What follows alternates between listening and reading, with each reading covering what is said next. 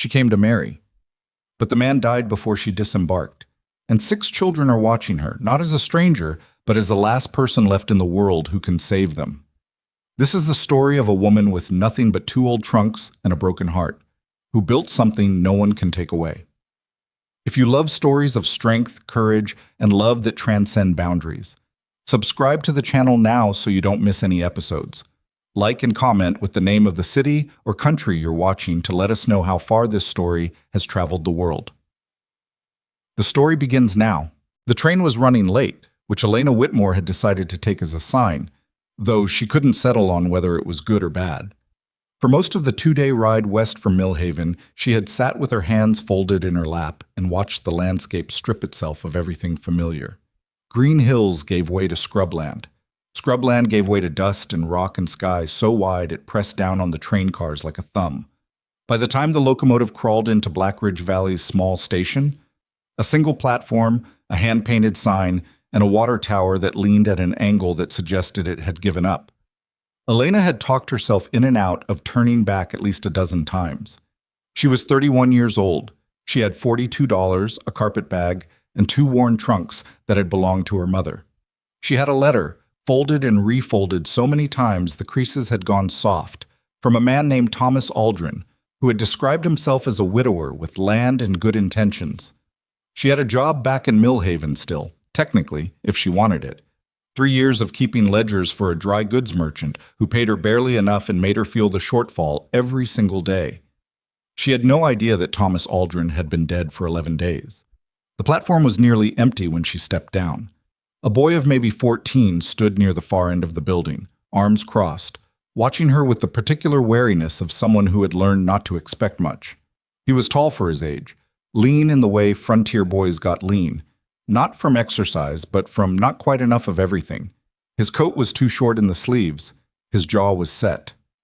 Elena looked around for Thomas Aldrin, or anyone who might be Thomas Aldrin, and found nobody. A station master leaned in the doorway of his small office, watching with mild interest. An old man sat on a bench with a dog asleep across his boots. She walked toward the station master.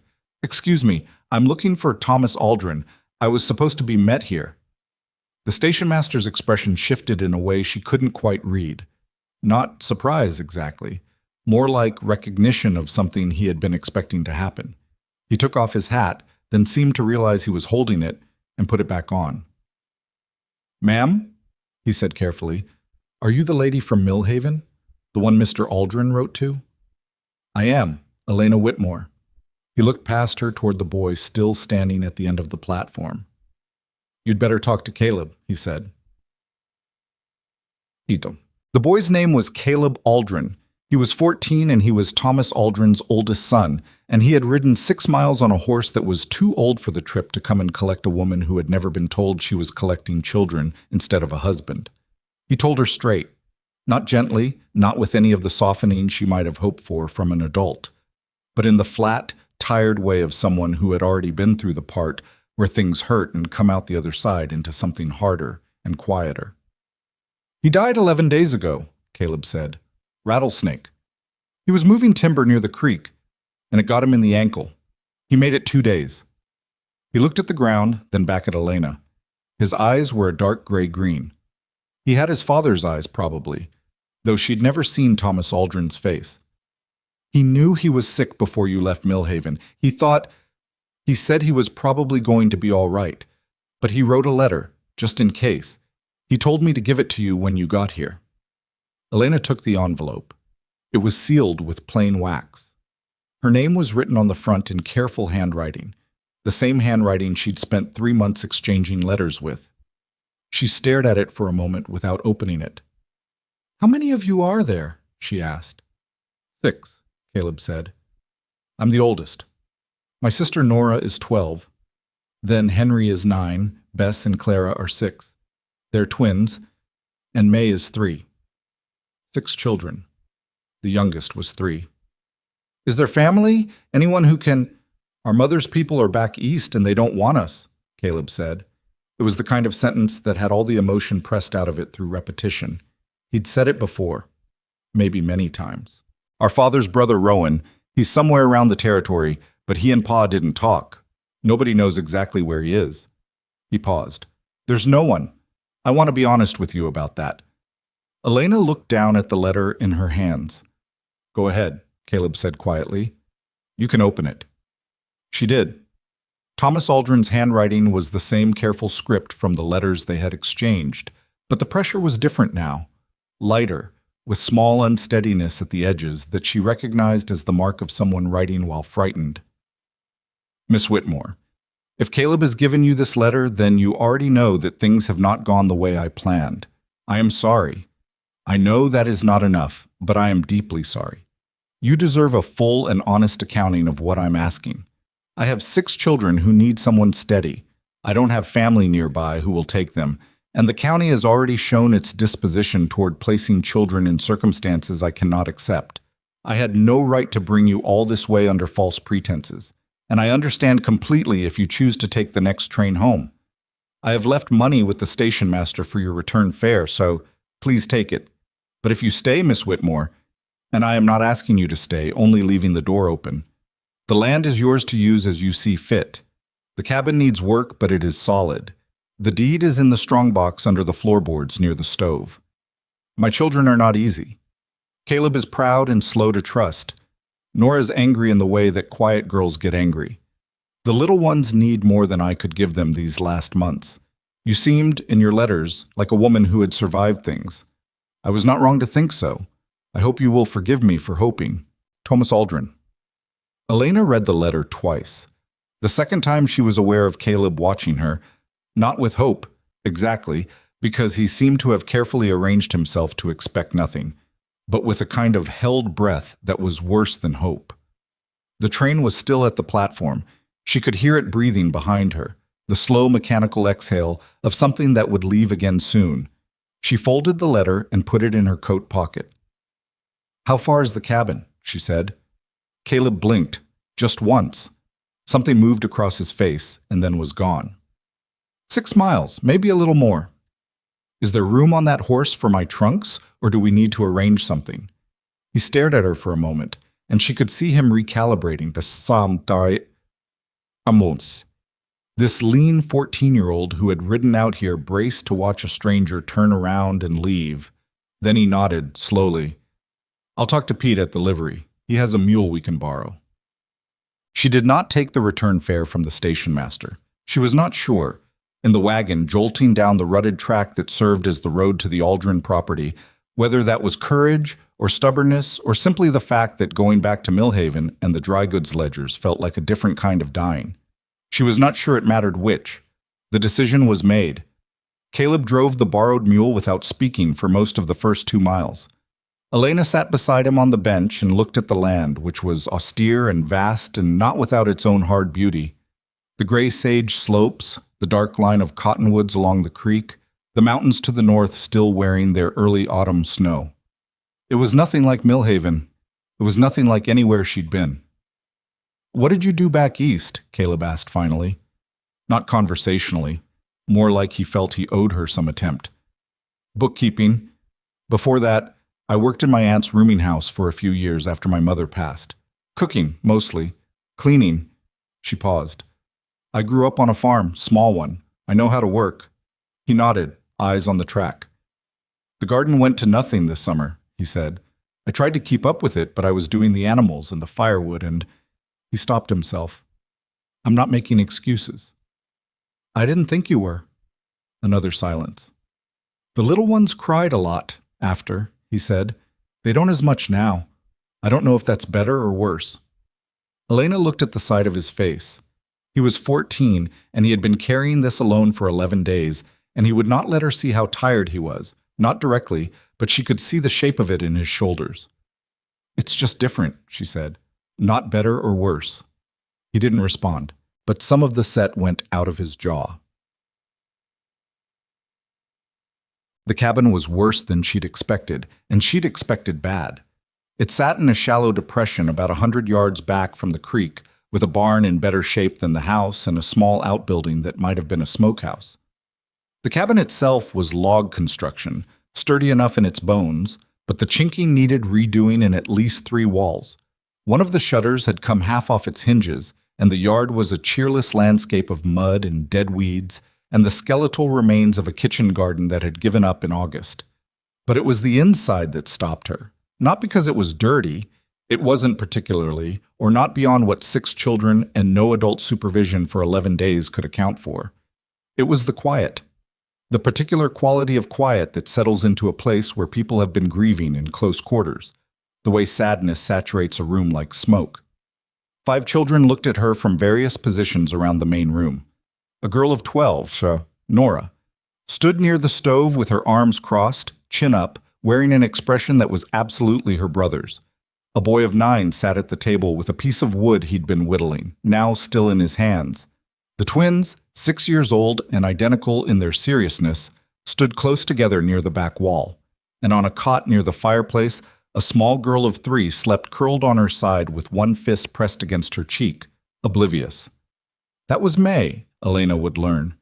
May slept the way very young children sleep when the adults around them have been too frightened to let them feel safe, deeply, determinedly, as if sleep was the only thing she could control. "This is Miss Whitmore," Caleb said from behind Elena. "She came from Millhaven. She's going to stay for a while." Nora's eyes went to Elena with the specific flatness of a 12-year-old girl who had decided in advance that this was not going to work. "How long is a while?" Nora asked. "Nora," Caleb started. "It's a fair question," Elena said. She looked at Nora directly. "I don't know yet. I know that's not a satisfying answer. I'm being honest with you." Nora said nothing, but she didn't look away, which Elena took as at least a neutral sign. The boy at the table, Henry, 9 years old, with their father's letter in his eyes before Elena knew enough to recognize it, held up his piece of wood. It was roughed out into the shape of a horse, badly, but ambitiously. "I'm making a horse," he said. "I can see that," Elena said. "It's going to be a good one." He looked at it critically. "It doesn't look like a horse yet." Most things don't look like what they're going to be yet when you're in the middle of making them. He considered this with the grave seriousness of a 9-year-old being offered a philosophical statement. Then he went back to whittling. The strongbox was where Thomas Aldrin's letter said it would be, under the floorboards near the stove, beneath a board that had been cut and fitted back so neatly Elena almost missed it. Inside was the deed to 80 acres, a small amount of cash that she didn't touch, some papers in a bundle tied with twine, and a photograph of a woman she took to be the children's mother. The woman in the photograph was pretty and tired-looking and had Nora's same set to her jaw. Elena replaced everything and fitted the board back. Then she looked around the kitchen. The larder was nearly empty. There were dried beans, a sack of cornmeal that was almost done, a heel of salt pork, some onions going soft, and not much else.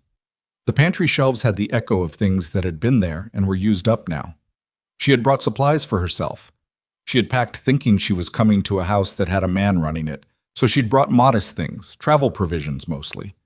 But there was flour and lard and a small tin of coffee and dried apples and 2 cured sausages that she had wrapped carefully in cloth, and she unpacked all of it onto the kitchen table without ceremony.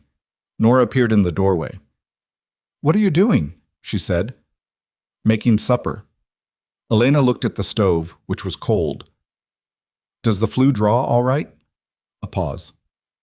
"Yes." "Good. Can you show me where you keep the kindling?" Another pause, longer. Nora was working something out, and Elena let her work it out without pushing. "Outside," Nora said finally, "in the box by the back door." "Thank you." She felt Nora watching her as she got the stove going. She didn't make it a performance. She just did it the way she'd done it since she was old enough to reach the damper, efficiently and without fuss. The fire caught. She set water to heat and started sorting through what she had. "You can cook?" Nora said from the doorway. "I can cook." Elena measured cornmeal into a bowl. "Your father said in his letters he had a garden. What did you grow?" "Everything went to seed. I couldn't. There was too much else." The defensiveness was right there at the surface. Caleb was trying, but he's not. "Nora." Elena looked up. "I'm not criticizing. I'm asking because I want to know what this land can grow." Nora blinked, then warily. "Tomatoes, beans, some squash. Pa was trying potatoes this year, but they didn't come out right." The soil might need amending. What does the creek do in spring? Floods a little. The garden's on high ground, though, so it's okay mostly. Good. Elena went back to the cornmeal. So the soil might just be tired. That's fixable. Nora was quiet for a moment. When Elena looked up again, the girl had come 2 steps further into the kitchen. Do you know about farming? Nora asked. Some. I grew up doing it, not cattle. My family had a small grain farm, but I know the basics of soil and water and what plants need. She paused. I'm going to need you to show me what's here, though. I don't know this land yet. It was, Elena had learned long ago, the most useful thing you could say to someone who felt their ground being taken from under them, to make clear that they knew something you needed. It wasn't manipulation. She genuinely needed Nora's knowledge of this place. But she also knew that being needed was medicine for a girl who had been powerless for 11 days. I could show you tomorrow, Nora said, not eagerly, carefully. If you want. I'd like that. Supper was cornmeal mush with the onions and salt pork cut into it, and the dried apples cooked down with a scrape of the sugar Elena had brought for the little ones. It wasn't much, but it was warm, and warmth in a cold cabin with hungry children is not a small thing. They sat at the table, all 7 of them, because Elena sat down with them rather than serving and stepping back, and the strangeness of it was obvious and nobody pretended otherwise. May, the 3-year-old, had woken up and was now examining Elena with the round-eyed focus of a child who is not yet old enough to be suspicious, but is very old enough to be curious. She had a specific manner of staring, direct and unblinking, that would have been unsettling from an adult. You have yellow hair, May announced. I do, Elena agreed. Our mama had brown hair. I know, I saw her picture. May absorbed this. Then, are you our new mama? The table went very still. Even Henry stopped eating. Nora looked at her plate. Elena had known this question was coming. She'd been bracing for it since the platform. And she still didn't have a clean answer for it. I'm Elena, she said. I came to be here with you. I don't know yet what word is right for what I am. Is that okay? May seemed to think about this with genuine seriousness. Okay, she said, and went back to her mush. Clara, one of the twins, reached out and very precisely put her small hand on Elena's arm. Just for a second. Then she took it back and didn't look up. Elena kept eating. She didn't make anything of it, but she felt it the rest of the night. That small, deliberate hand, light as a sparrow, landed and gone. After the children were in bed, Elena sat at the kitchen table with a candle and Thomas Aldrin's letter and tried to figure out what she was dealing with. The 80 acres were a good size for one person to work, maybe with the help of children as they got old enough. The barn had 3 horses, a milk cow that Caleb said was still giving though less than she had been, and a dozen or so chickens that had been allowed to go mostly feral. There was a small root cellar behind the cabin that had some things in it, turnips, few squash, some crocks of preserved things that would need to be inspected. Not nothing, but close to it. What worried her more than the food was the isolation. The nearest town, Black Ridge Valley proper, was 6 miles. The nearest neighbor was a family named Greer, 2 miles east, who Caleb had mentioned in passing with a careful absence of warmth that told her not to expect much there. And then there was what Caleb had told her on the ride from town. Not all at once.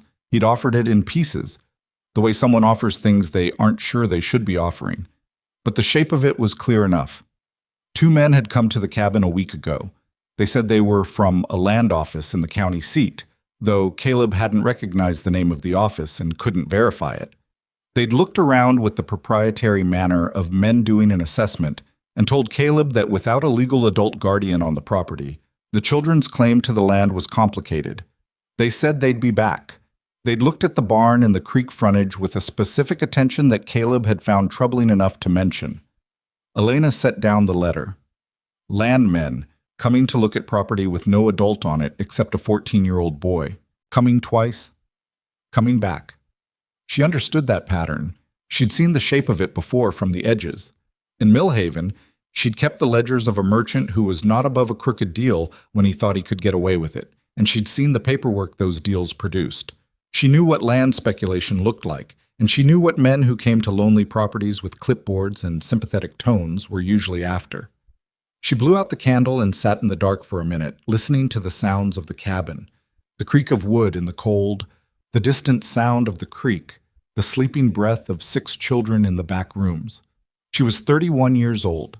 She had $42 and 2 worn trunks and no particular reason to be here, except that she had said, standing on a platform in the last light of afternoon, that she would stay. She was going to stay. She was also going to find out what those men had wanted, and she was going to be ready when they came back. The first week was about survival in the most literal sense, and Elena did not have time to think much beyond it. She took stock of what they had and what they needed and worked backward from there. The chickens, once she managed to get them penned, were still laying, not heavily, but enough. The milk cow's production improved once Elena figured out that she was being milked on an inconsistent schedule and corrected it. The turnips and squash in the root cellar were mostly sound. There were dried herbs tied in bundles above the kitchen shelves. Someone had kept a proper kitchen garden once, the children's mother perhaps, and Elena used them sparingly, but they helped. She set Henry to gathering firewood, because he was 9 and capable, and he needed something to do with his hands that would let him feel useful. She got Nora to take her through the property as promised, and what Nora showed her was more than Elena had hoped for. There was a second field east of the main one that Thomas Aldrin had been meaning to break, still unplanted but with good soil, and the creek had a natural pooling point that could irrigate half the garden in dry months. Nora walked her through it with the authority of a girl who had been paying attention to this land her whole life, pointing out where the ground got boggy and where it drained well, where the tree line blocked the wind, where her father had been planning to put a proper fence. "You know this place," Elena said. Nora shrugged. "I grew up here." "You could run it." Nora glanced at her sideways. "I'm 12. "I know, I'm saying you have the knowledge for it. That matters." The girl said nothing, but she stood a little straighter. The twins, Bess and Clara, attached themselves to Elena with the particular barnacle-like quality of 6-year-olds who had decided something without articulating it. They didn't talk much, the twins. They operated in a kind of shared language of looks and nudges that Elena suspected they'd developed out of necessity, a private code for when the world outside it felt unsafe. But they followed Elena around the cabin during the day, and they sat near her in the evenings, and sometimes in the night she would hear them rearranging themselves in the room they shared, and she'd know they were all right. May asked her every morning if she was staying. "I'm here, aren't I?" Elena would say. "But are you staying?" "Yes." "Okay," May would say, apparently satisfied, for that day. On the 4th night, Caleb sat down across from her at the kitchen table after the younger ones were in bed. He had a look about him that meant he'd been working up to something. "I need to tell you something," he said, "about the men who came." Elena set down the mending she was doing. "Tell me." "One of them, the older one, with the brown coat. He came back yesterday, while you were out with Nora. I didn't say anything because I didn't want to worry everyone, but—" He stopped, started again. He walked around the barn. He looked at the property line markers. He said he was just making sure everything was in order. "Did he speak to you?" "He asked me how old I was. I told him. He said he felt sorry for us." Caleb's mouth tightened. "He didn't feel sorry for us." "No," Elena agreed. "He didn't." "What do they want?" She looked at him, this 14-year-old who had been the adult in this house for 11 days and who deserved a straight answer. "I think they want the land," she said. "I think they're betting that a family without a legal guardian is easier to push out. They're probably looking for a technical reason, some paperwork problem, some claim they can make to the county." Caleb processed this. "Can they?" "Not if the deed is in order and there's an adult resident who can assert the claim." She paused. "I need to go to town and look at some things. Talk to someone who knows property law in this county. Can you hold the house for a day?" "I've been holding the house for 11 days. "I know. I know you have." She looked at him directly. "You've done a good job, Caleb. I want to make sure you know I see that." He didn't look at her. He looked at the table, but the tension in his jaw shifted. "The man with the brown coat," he said, after a moment. He looked at the deed marker on the east fence. He spent a long time there. Which marker? The one near the creek bend. Elena filed that away. Creek frontage. The men from town were interested in the creek frontage. That told her something about what kind of claim they might try to make. Get some sleep, she said. I'm going to figure this out. He stood, paused. She expected him to say something. Thank you, maybe, or something else. But he just nodded once and went to bed. She sat alone in the kitchen with the mending and the nearly spent candle and the sound of the creek. And she thought about Thomas Aldrin writing a letter to a woman he'd never met, asking her to keep his children safe. She thought about 80 acres on a creek and men with brown coats who didn't feel sorry for anyone. She thought about Nora pointing out drainage patterns and Caleb's jaw and May asking every morning if she was staying. Then she picked up the mending and finished it, because there were 6 children who needed warm clothes and the nights were getting colder. And she was going to be here in the morning and she might as well be useful while the candle lasted. Outside, the wind moved through the cottonwoods by the creek. Somewhere on the dark ridge above the valley, something shifted. A sound that might have been an animal, or might have been something else. Elena looked up at the single window above the table, where the glass showed nothing but her own dim reflection. She listened. The sound did not repeat. She went back to the mending. She rode into Black Ridge Valley the next morning before the children were fully awake, leaving Caleb with instructions and a list and the milk cow's schedule written out on a scrap of paper, because she had learned already that Caleb did better with things written down. Not because he was slow, but because he was the kind of person who didn't want to misremember something important. The town was 6 miles of ruts and cold air, and her own thinking, which she tried to keep organized and mostly failed.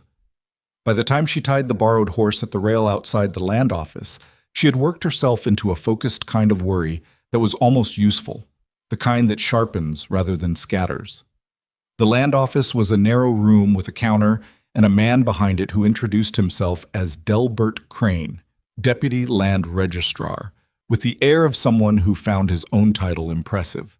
He was in his 50s, with the soft hands of a man who had never worked outdoors and the careful eyes of someone who was always calculating something. "I'm here about the Aldrin property," Elena said. 80 acres on the South Creek Bend. I understand there may be questions about its status. Crane looked at her with mild interest. "And you are?" "Elena Whitmore. I'm the resident adult on the property. I'd like to review whatever filings exist on the parcel." Something moved across his face. Not surprise, exactly. More like recalibration. He had not expected her. She could see him deciding what she was and what category to put her in, and she let him look while she looked back. "The Aldrin property," he said slowly, pulling a ledger from under the counter. He turned pages with deliberate unhurriedness. "Yes, Thomas Aldrin, deceased, 6 minor children, no documented legal guardian. There is a petition." He paused as if choosing his next words. "A petition of interest has been filed by a Mr. Harlan Voss, representing the Western Territory Land Development Company, on grounds that the property may have been mis-surveyed at the time of original filing, creating questions about the creek boundary." "What kind of questions?" "The survey from 1879 may have incorrectly placed the eastern boundary marker. If the creek bend falls outside the legal parcel, the water rights—" "May I see the original survey?" A pause. "That's a matter of public record. I'll have to locate the document." "I'll wait," Elena said. He located it in about 4 minutes, which told her he had known exactly where it was. She took it to the counter and read it carefully. She was not a surveyor, but she had kept books for 3 years, and she understood numbers, and she understood the difference between what a document said and what someone claimed it said. The survey placed the eastern boundary at the creek center line. The eastern fence marker Caleb had shown her, the one the man in the brown coat had spent time at, was set back 12 feet from the center line, which meant Thomas Aldrin had actually been conservative in his claim. "The boundary marker is inside the legal parcel," she said. "The survey supports the family's water rights." "There are questions about whether the 1879 survey used the correct datum. Where can I find an attorney in this county?" Another recalibration. Crane's smile did not reach his eyes.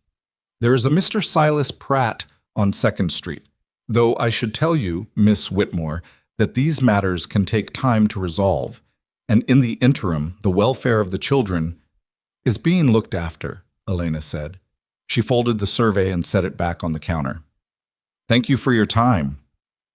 She found Silas Pratt on 2nd Street in an office that smelled of old paper and pipe tobacco and had a water stain on the ceiling in the shape of something she couldn't identify. He was a small, bird-like man of 60 with a surprising directness that she liked immediately. She told him everything in about 10 minutes, starting with Thomas Aldrin's letter and ending with Crane's careful language about datum and petitions. Pratt listened without interrupting, which was another mark in his favor. When she finished, he was quiet for a moment. Harlan Voss, he said. Yes, I know the name. The Western Territory Land Development Company has filed similar petitions on 4 properties in this county in the last 2 years. 2 of those properties changed hands. What happened to the families? One relocated voluntarily after being persuaded the legal costs would exceed the value of the land. One, a widow with 2 children. The details are unpleasant. He looked at her directly. She didn't have anyone who knew what to fight and how to fight it. What do I need to do? File a counter-declaration asserting adult residency and caretakership. I can draft it today. You'll need to appear before Judge Hollis to formalize your status as guardian, which is a separate matter but one that supports your position on the land question. Hollis is not a bad judge. He doesn't particularly like Voss, for what that's worth. He paused. I should tell you that Voss has money and he has patience. This will not be resolved quickly. And I should tell you that if you are planning to leave in the spring, this is not a fight worth starting, because a fight started and abandoned is worse than no fight at all. Elena looked at him. I'm not planning to leave in the spring, she said. Pratt studied her for a moment. Then he nodded, once, and pulled out paper. She was back at the cabin by mid-afternoon, and she had been on the road for maybe 20 minutes when she smelled it. Smoke. Not wood stove smoke. Not the thin domestic curl of someone burning pine. This was heavier. Wrong. The kind of smoke that came from something burning that shouldn't be. She pushed the horse faster. The source turned out to be the far corner of the east field. Thomas Aldrin's unplanted second field, the one with the good soil Nora had shown her. Someone had lit a fire in the dry grass at the field's edge, and while the field itself hadn't caught, the grass was patchy, the ground still damp from an early frost. The fence posts along that line were charred, and 2 of them had burned through and fallen. Caleb was already there with a bucket when she arrived, throwing the last of the water on the smoldering posts. His face was ash-streaked and tight. When? Elena asked. Maybe an hour ago. I saw the smoke from the barn roof. He looked at the damage with the expression of someone counting costs. It didn't spread. Was it set? He met her eyes. The grass was wet. It shouldn't have caught at all, unless someone helped it. Elena looked at the burned fence line, then at the ridge above the east field, where the tree line was dark and still. There was no one visible. There was no way to know if there had been. Go back to the house, she said. I'll be there in a minute. She stayed at the fence line for a moment after he left, looking at the ridge. The message was not subtle. It was meant to unsettle, not to destroy, because if destruction had been the goal, the fire would have been set differently, in drier grass, closer to the barn. This was a warning. We can reach your land. We can do this whenever we want. We're waiting to see if you'll leave on your own. She looked at the burned posts for a long moment. Then she walked back to the cabin. Shit. She didn't tell the younger children about the fire. There was nothing useful they could do with that information, and several things that could go wrong if they sat with it overnight. She told Caleb and Nora together at the kitchen table after supper because they were old enough and they had a right to know what was happening on their land. Nora went very still in the way she went still when she was frightened but would not show it. Caleb looked at the table. What do we do? Nora asked. I went to town today, Elena said. I found an attorney. He's filing paperwork that asserts my status here and defends the land claim. It won't resolve quickly, but it puts something between us and what Voss is trying to do. Harlan Voss, Caleb said. I've heard that name. Pa mentioned him once. He said Voss had been buying up creek land. That's what he's doing. He wants the water rights. The creek frontage is what makes this land worth fighting over to him. She paused. The fire tonight. It wasn't meant to do real damage. It was meant to scare us, to make us feel like it's not worth staying. Is it worth staying? Nora asked. Her voice was steady. She was asking a real question, not a rhetorical one. Yes, Elena said. This is your land. Your father filed the deed properly. The survey supports your claim. Voss is betting that a family without resources will give up before he has to go through a real legal fight. She looked at both of them. I'm not planning to give up, but I need you both to understand that things might get harder before they get easier. Caleb looked up at her. He had his father's handwriting in his eyes, she'd decided. That same careful, deliberate quality. Are you scared? He asked. It was a child's question, but he asked it as something older than a child. Yes, Elena said, but scared isn't the same as stopped. He nodded slowly. Then, what can I do? Keep the animals in the barn at night, both bolts on the barn door. Walk the fence line in the morning and check for anything that looks wrong. If anyone comes onto the property, you come get me before you talk to them. Don't let anyone in the house unless I'm there. What about the Greers? Nora asked, the neighbors 2 miles east. Should we say anything to them? Elena thought about the careful absence of warmth in Caleb's voice when he'd mentioned the Greers. What's the situation there? Nora and Caleb exchanged a look. The quick, loaded look of siblings who share knowledge they haven't figured out how to tell an adult. Mr. Greer and Pa had a disagreement, Caleb said carefully, about the creek, about who had the right to divert water from the South Bend for irrigation. Pa wouldn't agree to the arrangement Greer wanted. What kind of arrangement? Greer wanted to put a dammed gate on the South Bend in dry months. It would have cut our water in summer. Pa said no. Caleb paused. Greer said some things after that, about what would happen to the land if something happened to Pa. Elena absorbed this. So there was a neighbor with a grievance and an interest in the water, and there were land speculators with a legal petition, and there had been a fire on the East Field tonight. These things might be connected. They might not be. She didn't have enough information yet to know. All right, she said, we leave the Greers alone for now. She sent them to bed. She sat again at the kitchen table with the candle and a piece of paper on which she wrote out what she knew and what she didn't know and what she needed to find out, because the habit of the ledger was useful here, organizing the facts so you could see the shape of the problem. What she knew, Harlan Voss had filed a petition. Crane at the land office knew about it and was not neutral.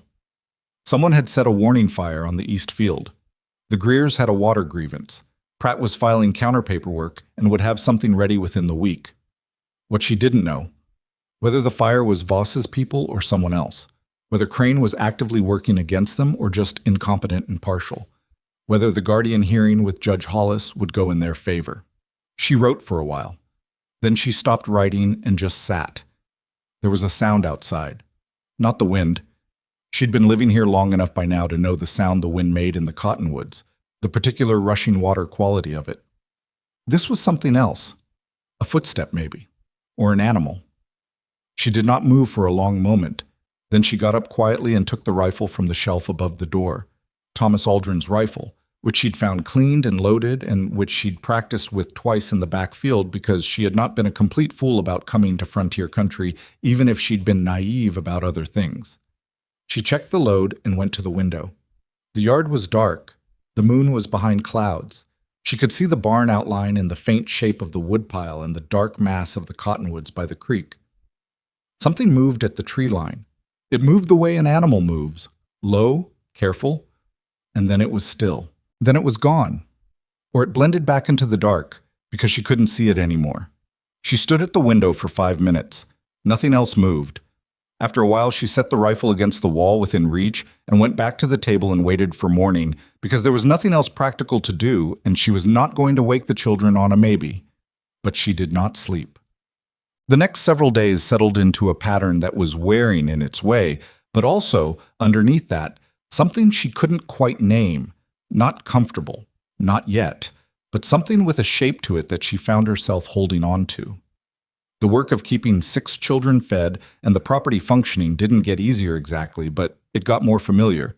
And familiarity with hard work is its own kind of relief. She and Nora replanted 2 of the burned fence posts on the east line and braced the others. Henry, who had been watching her and Nora work with an expression of frustrated exclusion, was assigned to carry the tools and hold posts in place while she set them, and this seemed to satisfy something in him. He was 9 years old, and he needed to be doing things that mattered, and so she made his work matter. The twins, Bess and Clara, had developed a system whereby one of them would bring Elena things without being asked. A cup of water when she was working outside, a piece of firewood she was about to go get herself, the mending she'd set down and forgotten. They did it without comment or expectation of acknowledgement, and Elena thanked them every time and meant it, because this was how they were helping and they had decided to help. May had stopped asking every morning if Elena was staying.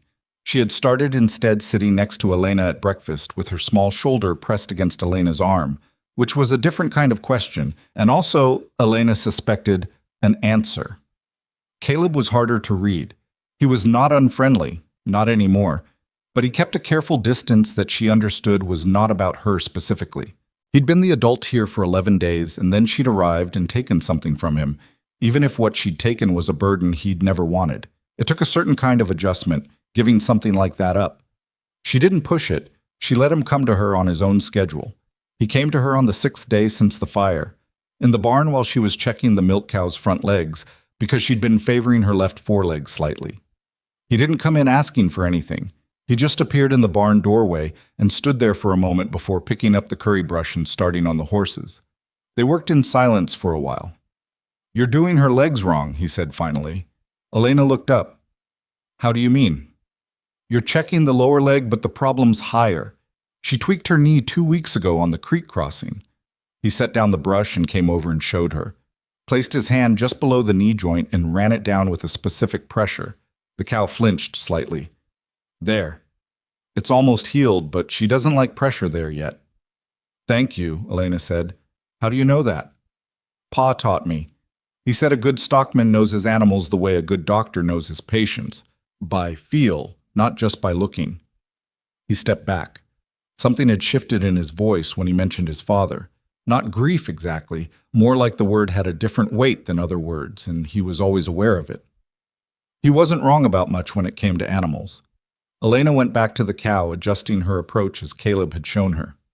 What was he right about, besides animals? Caleb picked up the curry brush again. He said people are mostly honest when they're tired. He said, if you want to know what someone's really like, work with them all day and then eat supper with them. Whatever's left by then is what they actually are. That's true, Elena said. He said you seem steady, Caleb said. He said it to the horse's flank, not to Elena. In your letters.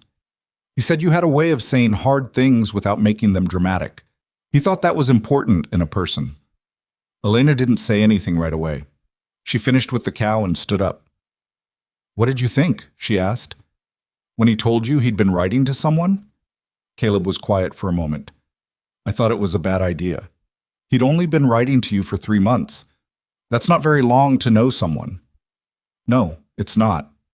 I thought whoever came would leave when they found out about us. He paused. A lot of people, they see 6 children and they count the work and then they make an excuse. There was a woman in town, Mrs. Halford. She brought food twice after Ma died, and then she stopped coming, and Pa said to leave her alone about it. Some people want to help from a distance. I know the type, Elena said. You didn't leave, Caleb said, not like a compliment, just like a fact he was still accounting for. No, I didn't. He brushed the horse for a moment. The barn was warm with animal heat and the smell of hay. Outside, the wind had picked up and they could hear it moving across the roof. I found something this morning, Caleb said, when I was walking the fence. Elena looked at him. South line, he said. Near the creek. Someone pulled up one of the boundary stakes, not the legal marker. The wooden one Pa drove himself to mark where he'd been working the irrigation channel. It was pulled clean out and left beside the hole. He met her eyes. It wasn't animals. Elena thought about the shape she'd seen at the tree line 6 nights ago, low and careful in the dark. Which direction was it from the south bend? Maybe 30 feet north of the bend, which meant whoever it was had been right at the water, right at the piece of this property that Voss wanted. I put the stake back, Caleb said. Good. She paused. Walk that line every morning. If it's moved again, don't replace it. Just tell me. I want to know the pattern before we do anything else. He nodded. They finished in the barn without speaking much more. But when he went to close the doors that evening, he said, as if continuing a conversation she hadn't known they were having, "For what it's worth, I think Pa was right about you." She was already walking toward the cabin. She didn't turn around because she didn't want to make a thing of it. "Get some sleep," she said. So Pratt sent word on the 8th day that the counter-declaration had been filed and the Guardian hearing was scheduled for 3 weeks out. He also sent a note, separate from the formal letter, that said simply, "Voss's man Dunning was in the county seat yesterday. He knows you filed. Be careful." Elena read the note twice and put it in the strongbox with the deed. That same evening, she saw the smoke again. Not from the east field this time, but from the ridge. A thin line of it, gray against the darkening sky, about a half-mile up the slope. Too small for a campfire, unless someone was being deliberately careful about it. There and then, not there, the way smoke goes when a fire is put out. Someone had been up on that ridge, watching. Elena stood in the cabin doorway and looked at the ridge for a long time.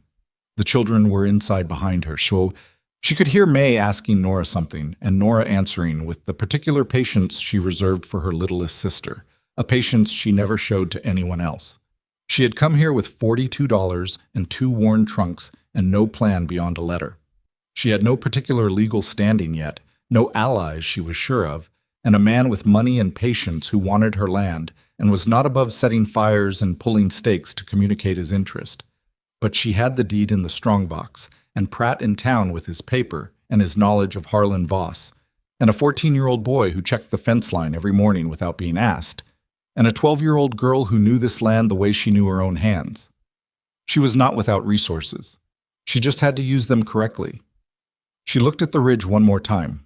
Then she went inside and closed the door and set both bolts, and went to help Nora with supper, because there were 6 children to feed and the night was cold and the work in front of her was the work in front of her, and she had never in her life solved a problem by standing in a doorway looking at it. The boundary stake was pulled again on the 11th day. And on the 13th, each time Caleb found it lying beside the hole, neatly, as if whoever was doing it wanted to make sure he understood it was deliberate. Each time he left it where it was and came to tell Elena, as she'd asked, and each time she noted it and said nothing beyond thank you and went back to whatever she was doing because she did not want the children to see her react in a way that told them how much it was costing her to stay steady. What she didn't tell Caleb was that she'd started sleeping light. The kind of light that wasn't really sleeping, more like lying in the dark with her body at rest and her mind cataloging sounds, sorting the ordinary from the wrong. Wind in cottonwoods, check. Creek moving over the rocks at the south bend, check. Horses shifting in the barn, check. Anything else? Anything that didn't fit the pattern of a sleeping property at 3 a.m, and she was awake with her hand already knowing where the rifle was. She had written to Pratt twice in the past week. The first letter asked whether Voss's petition had any basis in the survey discrepancy he'd mentioned, and whether Crane could be formally reported to someone above him in the county structure. The second asked for the names of any other families Voss had moved against, and whether any of them were still in the area and willing to speak. Pratt's reply came on the 14th day, brought out from town by a boy on a pony who accepted 2 biscuits as payment and seemed satisfied with the arrangement. The letter said that one of the 2 families displaced by Voss, a man named Garrett Finch, who had held 30 acres on the North Creek, still lived in the county, working now for wages at a mill outside town. He had tried to fight Voss's claim and lost, and Pratt believed he would talk. The survey discrepancy argument was thin, Pratt wrote, and would likely not survive a competent challenge, which was why Voss was pursuing other avenues of pressure rather than relying on it in court. As for Crane, Pratt underlined the next sentence twice, Delbert Crane's brother-in-law was employed by the Western Territory Land Development Company. This had not been difficult to discover. Elena read this at the kitchen table with Nora standing nearby pretending to mend and clearly reading over her shoulder. "Crane is dirty," Nora said. "His family has an interest," Elena said. "That's not the same as dirty, but it's not clean either." "What does it mean for us?" It means we can't trust anything that comes out of his office, and any paperwork, any notice, anything that says it comes from the county land registrar. We verify it with Pratt before we respond to it." She folded the letter. "It also means if Voss is relying on Crane to smooth things over administratively, we've taken something away from him by knowing it." Nora considered this. "Can we report Crane?" "Pratt is looking into that. It's a slower process." She paused. "The faster thing is making sure the judge at the Guardian hearing sees the full picture." Nora set down her mending. She looked at Elena with that direct, unsettling assessment she'd been leveling since the first day. "You know a lot about this, about how these things work." "I kept books for a man who wasn't always honest," Elena said. "I watched how it was done. I never participated, but I watched, and you learn things by watching even when you'd rather not." "You should have reported him," Nora said. "There was no judgment in it, just the uncomplicated moral arithmetic of a 12-year-old. "I know," Elena said. "I needed the work." Nora picked her mending back up. A moment passed. Then, quietly, "I'm glad you came." Elena looked at her. Nora was not looking back. She was studying the seam she was working on with great apparent concentration. "So am I," Elena said. 16 days after Elena arrived at Blackridge Valley, two men rode into the yard. She was in the garden, or what would become the garden, once she and Nora had time to turn the soil properly, and she heard the horses before she saw them, which gave her about 30 seconds to walk back to the cabin door and take the rifle down from the shelf and lean it against the inside wall where she could reach it quickly. Then she went back outside and stood in the yard and waited. The man in the brown coat was one of them. He was exactly as Caleb had described, late 40s, pleasant-faced in the way that men are pleasant-faced when they've practiced looking unthreatening, with a quality about his eyes that didn't match the pleasantness. The second man was younger and broader, with the specific posture of someone who was there to demonstrate that there were two of them. The man in the brown coat stopped his horse at a polite distance and tipped his hat. "Miss Whitmore," he said, "my name is Dale Dunning. I represent Mr. Harlan Voss and the Western Territory Land Development Company. I believe you may have received correspondence about—" "I know who you are," Elena said. "What do you want?" A slight adjustment in his pleasantness. "I'd like to talk with you about the property situation. Mr. Voss is a reasonable man. He's prepared to offer to buy land that belongs to the Aldrin family," Elena said. "No." "The legal situation is complicated," Dunning said. His voice had the smooth patience of someone who had done this many times. "Without a formal guardian, the children's claim is, 'I have an attorney. The guardian hearing is scheduled. There is a counter-declaration on file in the county seat.'" She watched his face as she said it. There was the flicker, just a small one, that told her Pratt was right, that Voss had been counting on a legal vacuum, and she had just told him there wasn't one. If Mr. Voss has a legitimate survey dispute, he can make his case before Judge Hollis. That is the appropriate venue. Dunning smiled. It didn't change his eyes. "I understand you're in a difficult position. A woman alone, 6 children, winter coming. Mr. Voss's offer is generous." "I'm not alone," Elena said. At that moment, and she hadn't planned it, but she would think about the timing later and wonder, Caleb came around the side of the barn with an axe over his shoulder, having been splitting wood in the back. He stopped when he saw the men, and he read the situation in about 2 seconds, and he walked across the yard and stood beside Elena without being asked. He was 14, and he was not particularly large for 14, but he had a quality of stillness about him that read older, and the axe didn't hurt. Nora appeared in the cabin doorway. She didn't say anything. She just stood there, in the doorway of her own house, watching. Dunning looked at the two of them and then back at Elena. "Mr. Voss's patience is not unlimited," he said. Still pleasant. Still that careful, practiced tone. "The survey dispute could take considerable time to resolve, and in the meantime we'll be here," Elena said. "Was there anything else?" A long pause. Dunning's companion shifted on his horse, and Elena was very aware of the rifle inside the door, and of Caleb beside her with the axe, and of the fact that if something went wrong here, there were 5 other children inside the cabin. Nothing went wrong. Dunning looked at her for another moment, recalibrating again, and then he touched his hat brim. "Good day, Miss Whitmore," he said. She watched them ride back down the track toward the road. She watched until they were gone. Then she let out a long breath she hadn't been aware of holding and set her hand briefly on Caleb's shoulder. "Good timing," she said. "I heard the horses," he said. He was watching the road too. "Was that Dunning? The one Pratt warned you about?" "Yes." "He'll be back." "Yes," Elena said. "He will." He came back 6 days later. This time he brought 4 men and a document. Elena was inside the cabin when they rode in, and she had about a minute of warning from Clara, who had been sitting in the window doing nothing in particular, which was how the twins often spent time, simply watching the world outside with the patient attention of children who had learned that things happened and it was useful to see them coming. Clara said horses, in her quiet way, and Elena was already moving. She sent Henry and the twins and May to the back room and told them to stay there and be quiet. She told Nora to stay away from the windows. She took the rifle and went to the door. 4 men, Dunning again, and his broad-shouldered companion, and 2 others she didn't recognize. One in a wool coat who carried himself with official implication, and one who stayed at the back and watched the barn. Dunning held out a folded document as she came onto the porch. "This is a notice of contested occupancy," he said. His pleasantness had sharpened into something more businesslike. "It has been filed with the county court, duly signed and witnessed, asserting that the minor children of Thomas Aldrin, deceased, do not have legal standing to maintain occupancy of the land parcel described therein, absent a court-appointed guardian. As the court has not yet appointed such a guardian, the children are technically—" "Where is Judge Hollis's signature on that document?" Elena said. She hadn't moved from the porch. A pause.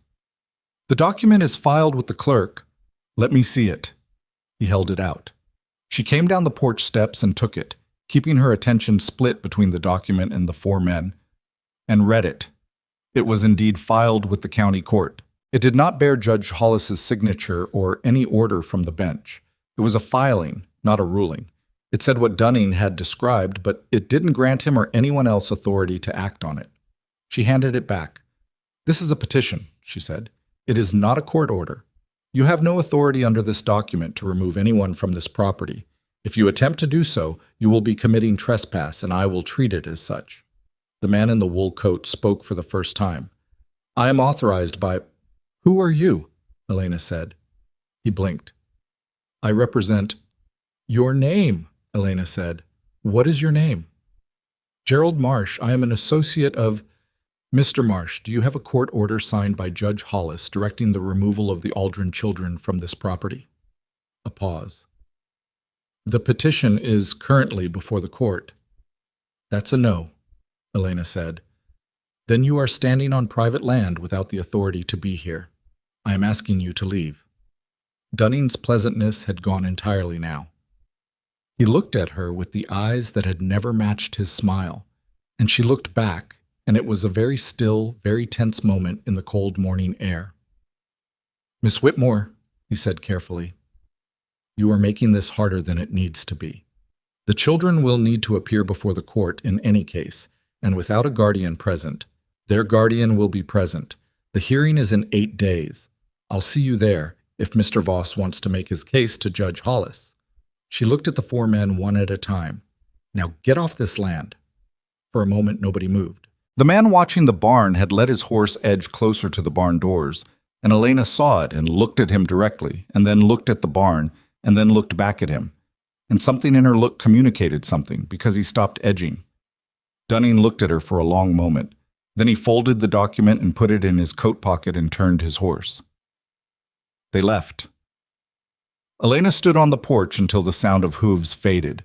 Then her knees did something she was not going to discuss with anyone, and she sat down on the porch step and put her head in her hands for approximately 30 seconds, because she was human and she had just faced down 4 men with a rifle she hadn't needed to raise and a knowledge of procedural law that she'd constructed from 2 conversations with Pratt and some ledger experience from a dry goods merchant, and her body was registering what her face had not shown.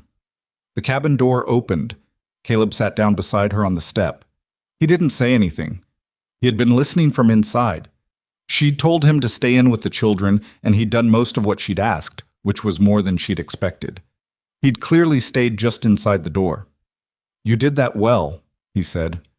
"I was terrified." "I know. You still did it well." He looked out at the empty yard. 8 days until the hearing." 8 days, she agreed. "What happens if Hollis doesn't rule in our favor?"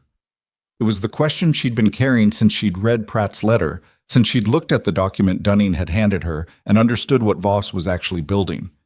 Not a single legal challenge, but a structure, petition, pressure, intimidation, delay, designed to exhaust her and erode her position from multiple directions until something gave. "Then we fight the next thing," Elena said. "There is always a next thing to fight. You don't win by winning every round. You win by not stopping." Caleb turned this over. "That's not a very comforting thought." "No," Elena said. "It's not." She rode to town the following morning to meet with Pratt and put the document Dunning had handed her in front of him. He read it with the same careful attention he gave to everything, and then he set it on his desk and looked at her. "Gerald Marsh filed this," he said. "Marsh is Voss's legal arm in this county. He's competent, which is unfortunate, but he also knows Hollis won't tolerate procedural games, which is why this is a filing and not a motion for immediate removal." He paused. "They're trying to put pressure on you before the hearing, to make you come in rattled." "I know what they're doing." "Good. Then don't be rattled." He picked up a separate piece of paper from his desk. "I've been in contact with Garrett Finch, the man Voss displaced on the North Creek. He's willing to make a statement about the pattern of Voss's operations. It won't be direct evidence in your case, but Hollis is an intelligent man and patterns matter to him." He looked at her over his spectacles.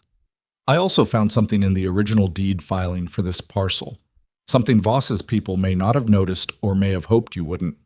She waited. "Thomas Aldrin's deed includes a water rights provision that is unusually specific," Pratt said.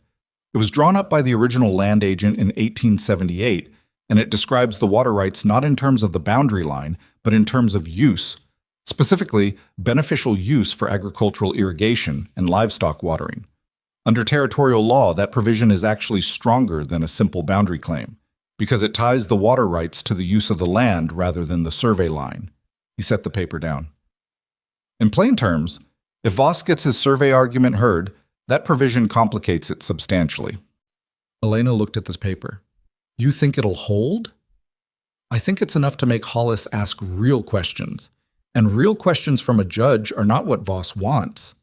He took off his spectacles and polished them in that way he had when he was organizing his thoughts.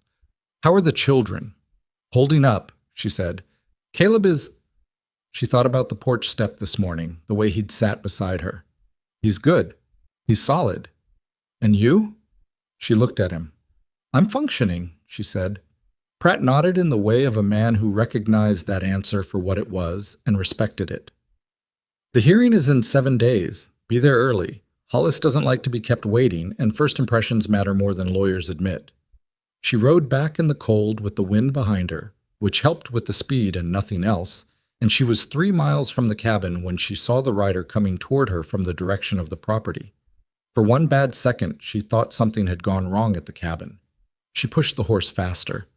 But as the rider got closer, she could see it wasn't Caleb or Nora, wasn't anyone she recognized. It was a man she'd never seen before, maybe 40, with a rough, weathered quality and a coat that had been repaired at both elbows, and a horse that was better than the coat. He stopped when he reached her. "Are you Elena Whitmore?" he said. "Who's asking?" He looked at her with eyes that were the same dark gray-green as Caleb's, and she understood before he said it. "I'm Rowan Aldrin," he said, "Thomas's brother. I just came from the cabin. The boy, Caleb. He said I'd find you on this road." Elena looked at him. He looked back. He had Thomas Aldrin's build, she thought, from the photograph in the strongbox. Broad-shouldered, solid, with something careful about his face that the road and the years had worn at without quite eroding. "You're the estranged brother," she said, "the one nobody knew how to find." Something moved across his face. "I heard about Thomas," he said. "I heard 3 weeks after. It took me time to get here." He paused. "I know I should have come sooner." "Yes," Elena said. "You should have." He absorbed this without flinching, which she noted. "What's happening with the land?" he said. "Caleb told me about the hearing, about Voss.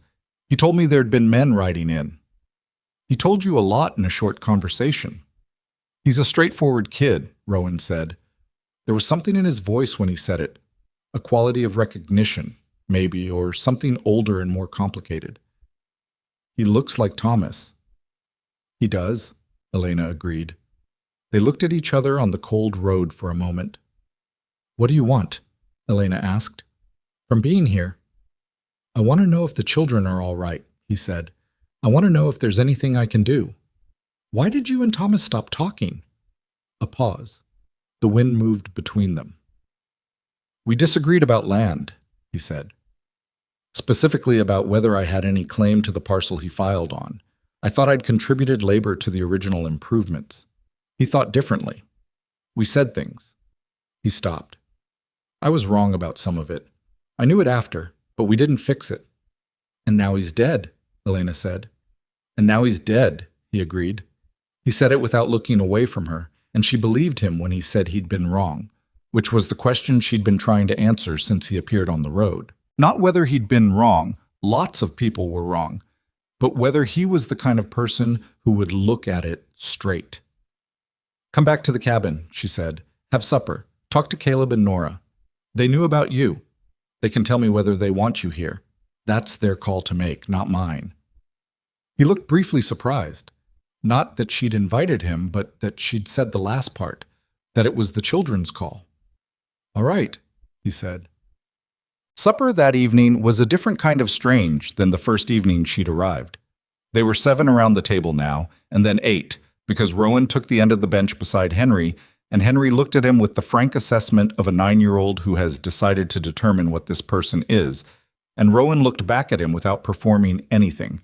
And after about 2 minutes, Henry showed him the horse carving, which was now recognizably a horse, and said, "I'm making a horse." "I can see that," Rowan said. "It's good." "It took a long time," Henry said. "Good things usually do." May climbed uninvited into Rowan's lap approximately 4 minutes after meeting him, which was May's manner of conducting an assessment: immediate, physical, decisive. Rowan looked mildly startled and then held still, which was the correct response, and May announced that he smelled like horses, which she seemed to mean as a compliment, and stayed where she was for the rest of supper. Nora watched all of this from across the table with her careful eyes and said almost nothing. Caleb ate and said nothing at all, which was different from Nora's nothing.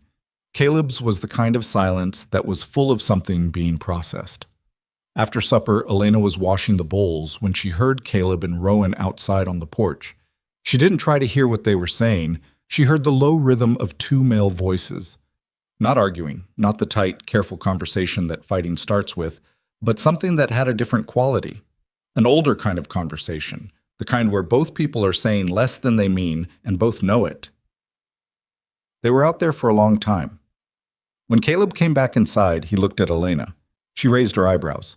He made a small, ambiguous motion with his head that she had come to understand as his version of things are complicated, but probably all right. "He wants to stay," Caleb said. "Through the hearing, at least. Help with the property."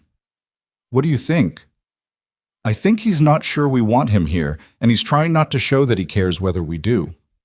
He paused. "I think he looked like that because he knows he should have come sooner, and he doesn't know how to say he's sorry for it." He was 14. He understood more than she'd given him credit for from the beginning, and she had given him considerable credit from the beginning. "Is that enough?" Elena asked. Caleb thought about it honestly.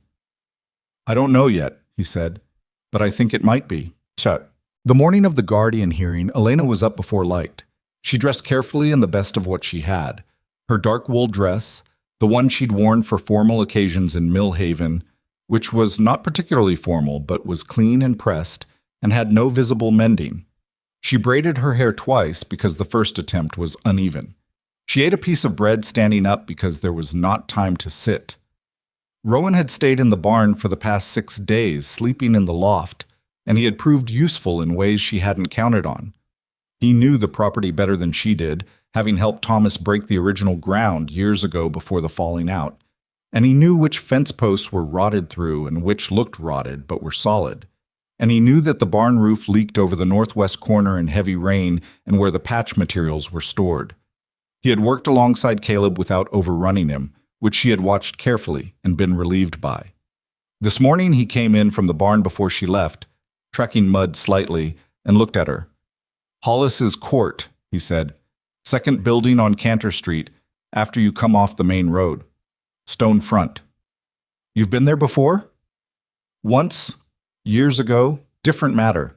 He hesitated. "Hollis is fair. He doesn't like theatrics.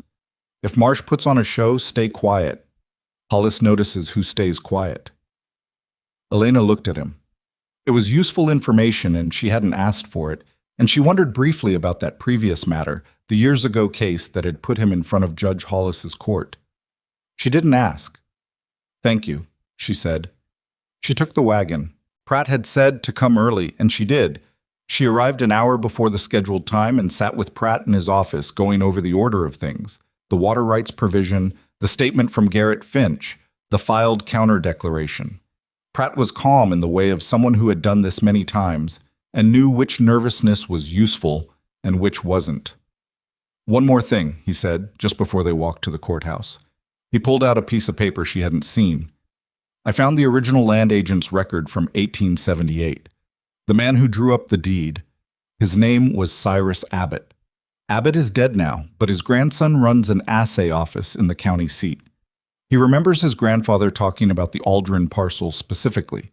There was a dispute at the time about the creek center line, and Abbott's ruling was explicit about where the boundary fell. The grandson is willing to testify to that family history." He paused.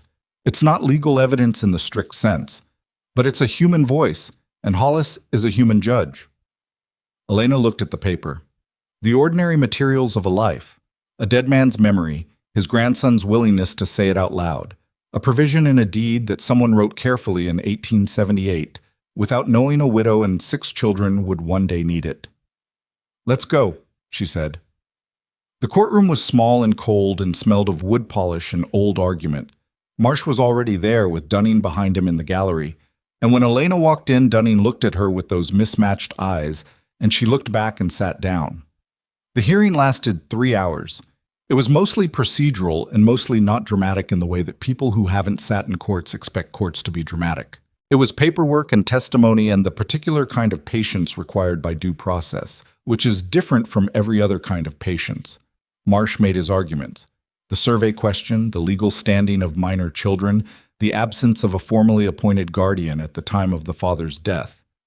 Pratt made the water rights provision, the counter-declaration, the pattern of Voss's operations, Garrett Finch's statement, Abbott's grandson speaking quietly about his grandfather's ruling, and the creek center line in 1878.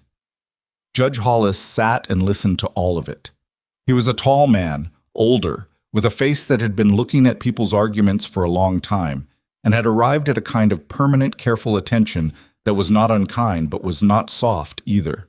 When Marsh spoke, he watched Marsh. When Pratt spoke, he watched Pratt. Once, he looked at Elena directly, and she looked back at him without performing anything, just looked. And he looked away and made a note.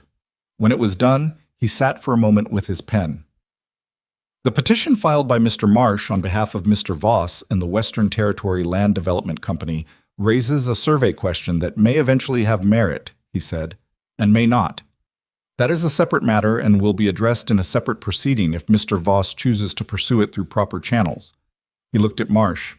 What it does not do, and what this court will not allow it to do, is function as a mechanism to remove minor children from their family land in the absence of a formal court order finding that removal to be in their interest. I find no such grounds. Marsh said something about the timeline of the guardian appointment. Miss Whitmore has been in residence on the property and acting in a caretaking capacity since the date described, Hollis said. He did not look at Marsh when he said the next part. He was looking at his notes. The court finds that appointment as guardian ad litem is appropriate pending a full hearing, which I am scheduling for spring term. In the interim, Miss Whitmore's status as acting guardian is recognized by this court. He did look up then. Mr. Marsh, if your client has a legitimate survey dispute, I'll hear it in spring term on its merits. If he has anything else, any further attempts to pressure or intimidate this family, he can expect that this court will take a considerable interest in the pattern of activity your client has engaged in across this county. He set down his pen. We're done here. Elena sat for a moment after the gavel came down. She was aware of Pratt beside her letting out a quiet breath. She was aware of Dunning in the gallery and of the particular stillness in his face that meant she had won today, and he knew it. She thought about 6 children in a cabin 6 miles away, about the boundary stake pulled from the ground and left beside the hole, again and again, about the smoke on the ridge that she had watched and never been able to pin to a body or a name. Hollis had said spring term for the survey question. That was months away and it was not settled, and Voss did not seem like a man who gave up cleanly. But today she had won. Today there was something solid between her and the machinery that had been grinding toward those children, and it had held. She walked out of the courthouse into the cold afternoon with Pratt at her shoulder, and the sky overhead going the color of old pewter, and she felt the full weight of the past several weeks hit her at once, the way things wait to hit you until you're somewhere safe enough to feel them. She stood on the courthouse steps, and the cold air went through her coat, and she let it, just for a moment, because she had earned 30 seconds of standing still. Then she went to get the wagon and go home. She told the children that evening in the same plain way she'd been telling them things since she arrived, sitting at the kitchen table, no performance, just the facts and what they meant. Hollis had appointed her guardian ad litem. The survey question would go to spring term. Voss still had a legal avenue, but the court had made clear it was watching his methods. Caleb listened without expression. When she finished, he nodded once, the way he nodded when something confirmed what he'd already calculated, rather than surprised him. Nora's shoulders dropped about half an inch, which for Nora was the equivalent of collapsing with relief. Henry asked what ad litem meant, and Elena explained it, and he said, "Oh," and went back to the horse carving, which was now fully a horse, and had recently acquired a rider that was still mostly a lump. May fell asleep at the table before the explanation was half done, her cheek on her folded arms, and Rowan carried her to bed without being asked, ducking his head in the low doorway. And Elena watched him do it and thought about the particular way he held the child. Not awkward, not performing gentleness, just careful in the manner of someone who had maybe done this before or had wanted to. She didn't know enough about Rowan Aldrin yet. She knew what Caleb had told her, which was the outline of a man rather than the interior, and she knew what she'd seen in the past 6 days, which was someone who worked without needing to be directed, and who understood the property, and who had a way of being present that didn't crowd the people around him. Whether that was character or circumstance, she couldn't yet say. What she knew was that the children had stopped flinching when he moved through the cabin. That was something. The weeks after the hearing settled into the cold rhythm of early winter, and Elena let herself believe briefly that the worst was manageable. Voss had not pulled the boundary stake again. Dunning had not ridden into the yard. The smoke on the ridge had not reappeared. Whether Hollis's words had landed or whether Voss was simply regrouping, she couldn't tell. But the quiet was real whatever its cause, and she used it. She and Rowan worked the east fence properly, replacing all the posts that had been burned or weakened, running new wire that Caleb had helped negotiate at a fair price from the general store in town, where, it turned out, the owner's wife had no love for Harlan Voss on account of a business dispute 2 years prior. Elena filed that away as the kind of information that might be useful later. Communities were not monolithic, and Voss's money bought loyalty in some quarters and resentment in others. The garden soil she and Nora turned in the cold and amended with ash, and the accumulated material from the barn. Too late for this season, but ready for spring. It was the kind of work that required thinking 6 months ahead, which Elena found she was able to do now in a way she hadn't been when she first arrived, when all thinking was compressed into the immediate. This hour, this meal, this night. The twins had begun talking more, not to everyone. They were still quiet with Rowan, assessing him in the slow, patient way they assessed everything. But to Elena they had started a kind of running, low-level narration of their days, telling her things in the particular incomplete way of 6-year-olds who assume you share their context. Bess told her about a bird she'd seen near the creek that was the wrong color for this time of year. Clara told her that Henry had cried once, at night, and hadn't wanted anyone to know. Elena thanked them both seriously and did not make more of either thing than what it was, which seemed to be what they needed from her. Henry did not cry where she could see it. He was 9 years old and he had his grief arranged in a certain way. Productive, physical, channeled into the horse carving and the firewood and the daily business of being the third oldest child in a family that needed everyone functional.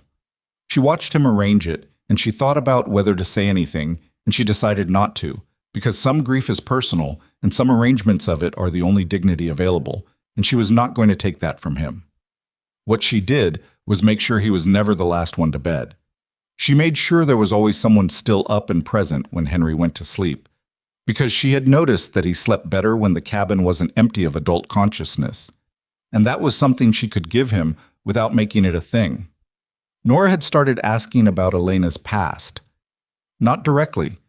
Nora was not built for directness on personal matters, having apparently decided that directness was something you deployed for practical things, and that emotions required a more oblique approach. But she asked questions that circled it. What was Millhaven like? What kind of work had Elena done before the bookkeeping? Did Elena have family anywhere? Elena answered honestly. Her mother had died when Elena was 24 from a fever that moved through Millhaven in the spring of that year. Her father had died earlier when she was 17 from a thing with his heart that happened without warning on an ordinary Tuesday. She had an uncle in the East she'd seen twice. There were cousins she'd lost track of. "So you were alone too," Nora said. They were in the kitchen after supper, Nora washing and Elena drying, and Nora had set it to the dishwater rather than to Elena's face. "For a while," Elena said. "Does it stop, feeling that way?" Elena thought about this honestly, because Nora was 12 and deserved honesty more than comfort. "It changes," she said. "It doesn't stop exactly, but it changes shape. And the shape it changes into is more livable over time." Nora handed her a bowl to dry. "How much time?" "Different for everyone." Elena dried the bowl. "More time than feels fair." Nora nodded, taking this in with the grave seriousness she brought to all information she was filing away for use. Then, "Were you scared when you decided to stay, that first day?" "I was terrified," Elena said. "I thought about leaving probably every hour for the first 3 days." Nora looked at her sideways. "What made you stop thinking about it?" Elena considered the honest answer to that. What had made her stop thinking about leaving was not one thing, but an accumulation of small things.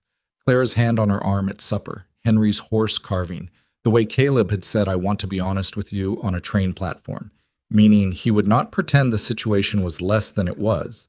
May asking every morning if she was staying, the understanding building slowly that leaving was its own kind of loss, and she had already lost enough. "May," she said simply, "the first morning. She asked me if I was staying, and I said yes, and I realized I meant it." Nora was quiet for a moment. Then she handed Elena the last bowl and pulled the drain. "She asks me too," she said, "every morning, if I'm staying. She's done it since right after Ma died." Elena looked at her. "What do you tell her?" Elena asked. "I tell her I'm not going anywhere." Nora looked at the empty dishpan. "It's true. I didn't always know if it was enough. Me and Caleb being here. If it was enough for her." "It was," Elena said. "It is. You have to know that." Nora didn't respond directly, but she didn't move away either. She stood at the dry sink for a moment, and Elena stood beside her, and the fire in the stove made the small domestic sounds that fires make, and it was enough. The illness came in the 3rd week of November, and it came fast. May was the first. Elena noticed it at breakfast. The child was warm in the way that wasn't just sleep warm, the kind of warm that had a different quality under the hand, and her eyes when she looked up had a glassy distance to them that Elena recognized and did not like. She put May back to bed immediately and took her temperature with the glass thermometer she'd brought in her medical kit from Millhaven, and the reading was high enough to make her still for a moment before she organized herself. By evening, Clara had it. By the next morning, Bess, and then Henry, and by the third day, Nora was down with it too, burning up and aching. And Elena was doing what she had done in her aunt's rooming house during the bad season of sickness there, moving from bed to bed, keeping the fevers down with cool cloths and the willow bark tea she'd learned from a woman in Millhaven who was not a doctor but knew things, watching the breathing, watching the color, watching for the signs that told you whether you were dealing with something that would pass or something that wouldn't. Caleb did not get sick. He was the only one who didn't. He was also 14, and he had watched his mother die, and he was not calm about this. Elena could see it in the set of his face when he looked at the twins, something close to panic that he was managing the only way he knew how, which was to be extremely useful. He carried water. He kept the fires. He did not ask Elena if they were going to be all right, because he had decided that asking would make the answer worse. And she respected this decision even as she understood it was its own kind of suffering. Rowan stayed. She hadn't asked him to, and he hadn't made a production of deciding. He simply did not leave when the illness started spreading, which she noticed without commenting on. On the fourth night, May's fever spiked. Elena had been awake for most of the preceding 3 days in the accumulated way of someone who had been taking 2-hour stretches of sleep when she could find them and running on coffee and necessity the rest of the time. She was at May's bedside when the child started shaking, the hard, seizing quality of a fever that was looking for a way out, and she worked through it with the cool cloths and the tea, and her own voice kept flat and steady because small children read tone before they read anything else. And what May needed to hear in Elena's voice was that this was manageable. She did not know if it was manageable. She knew that children died of fevers. She knew the statistics were not abstract. They were the graves in every frontier cemetery, the small ones, the ones with dates too close together. She knew the difference between a fever that broke and one that didn't, and she was watching May's face for the signs of one versus the other, and she was not sure yet which this was. Rowan appeared in the doorway. It was past midnight. He was dressed, which meant he'd been awake too. "Let me take a turn," he said. "I'm fine." "You're not fine. You've been awake for 3 days." "I've been awake for long stretches with sleep in between." "Elena," his voice was quiet and direct and not unkind. "Sit down for an hour. I'll watch her. I'll come get you if anything changes." She looked at May, who had stopped shaking and was now in the limp, exhausted state that followed, her small chest rising and falling with a rapidity that was still too fast but was not worsening. Then she looked at Rowan. He was in the doorway with the lamp in his hand, and he looked tired too. He'd been doing the outside work alone for 3 days. And he was not asking her to stop caring about the child. He was asking her to stop destroying herself. And there was a difference. 15 minutes, she said. An hour.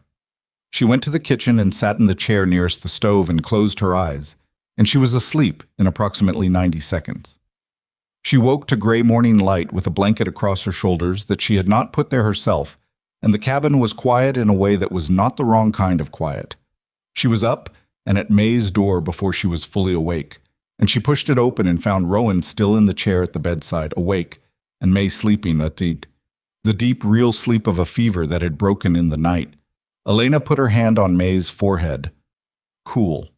Not normal yet, but cool. The fever had broken. She stood there for a moment with her hand on the child's forehead and said nothing, because there was nothing to say that was proportionate to that particular feeling.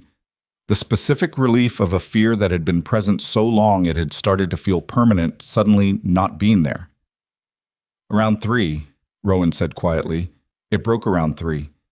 She slept right after. Elena took her hand away. She sat down on the edge of the bed. She was very tired, and the relief was making the tiredness worse in the way that relief does. You hold yourself together through the hard part, and then when the hard part eases, all the holding costs itself. Thank you, she said. Don't thank me. He looked at May, then at Elena. She kept calling for you. Earlier in the night, when she was confused from the fever, she kept saying your name. Elena looked at the sleeping child. Not her mother's name, she asked. She didn't know why she asked it. No, Rowan said. Yours. She didn't respond to that. She sat for a moment more, and then she got up and went to check on the others. The twins turned the corner on the 5th day, Henry on the 6th. Nora held on the longest. She was the one Elena worried about most. Not because Nora's fever was highest, but because Nora was the kind of person who didn't let anyone see how bad it was, which meant Elena had to read the signs rather than the patient. On the 7th day, she sat with Nora through a long night where the fever plateaued at something that wasn't dangerous but wasn't diminishing, and they talked. The odd, unguarded talking of the very sick and the very tired, the kind of conversation that wouldn't happen in daylight. "I'm not scared of dying," Nora said. She said it with the matter-of-fact quality of someone who had been thinking it through and wanted to report her conclusion. "I thought I would be. I thought about it after Ma, about how you could just stop. But I'm not scared of it." "What are you scared of?" Elena asked. A long pause. The fire made its sounds. Outside, the wind was moving through the cottonwoods in that rushing water way. "Being left," Nora said. "I'm scared of everyone leaving. First Ma, then Pa. Even before Pa died, he wasn't all the way here anymore. After Ma, he was doing the work and taking care of us, but there was a part of him that had gone somewhere else, and we couldn't reach it." Elena thought about Thomas Aldrin writing a letter to a stranger, hoping she would come. She thought about what that said about the state of a man, that his hope for his children resided in someone he had never met, a voice in letters, a stranger on a train. "I know," she said. "Are you going to leave?" Nora asked. Straight out, no oblique approach this time. "After the spring hearing, after everything gets settled, are you going to leave?" Elena looked at her. Nora was pale and wrung out against the pillow, 12 years old, and asking the most direct question she had asked Elena since the first day, when she'd stood in the kitchen doorway and said, "How long is a while?" "No," Elena said. "You don't have to say that to make me feel better." "I'm not saying it to make you feel better. I'm saying it because it's true." She paused. "I'll tell you the same thing I told May. I'm here. I'm not going anywhere." Nora looked at her for a long moment. The glassy distance of the fever was still there, but behind it was something sharper, the real Nora, taking this information and filing it carefully. "Okay," she said, in the same tone May used, small and final and more trusting than a 12-year-old should be able to manage after everything she'd lost. The fever broke the following morning. It was Caleb who surprised her. He had kept the cabin running for 8 days while Elena worked through the sick rooms, kept the fires, managed the animals, cooked with a limited but functional understanding of what he was doing, repaired the barn door hinge that had been giving trouble for 2 weeks. He had done all of it without being asked and without asking for acknowledgement, which was his manner, and which Elena had learned to read not as self-sufficiency, but as the armor of a boy who had decided that wanting acknowledgement led to being disappointed. On the 8th evening, when Nora had finally eaten a full bowl of something and May was sitting up, and Clara had started making the silent, comprehensive observations of a child who is recovering and cataloging the state of the world she'd missed, Caleb sat across from Elena at the kitchen table after the others had gone to bed. He set something on the table between them. It was Thomas Aldrin's watch. She'd seen it in the strongbox. A plain silver watch, nothing decorative, with a small dent on the back case that looked old. "He left it for me," Caleb said, in a note with the other things in the strongbox. He said it was his father's and to keep it running. He turned it over in his fingers. The back of the case caught the candlelight. "I've been keeping it wound, every night." Elena looked at the watch. "Why are you showing it to me?" she asked. Caleb was quiet for a moment. He set the watch on the table between them, not giving it to her, just putting it in the shared space. "Because he left a note for me and one for you," he said. And his note to me said that the hardest thing about being the oldest was knowing when to let someone else carry something. He said he was bad at that his whole life. He paused. He said he hoped I'd be better at it.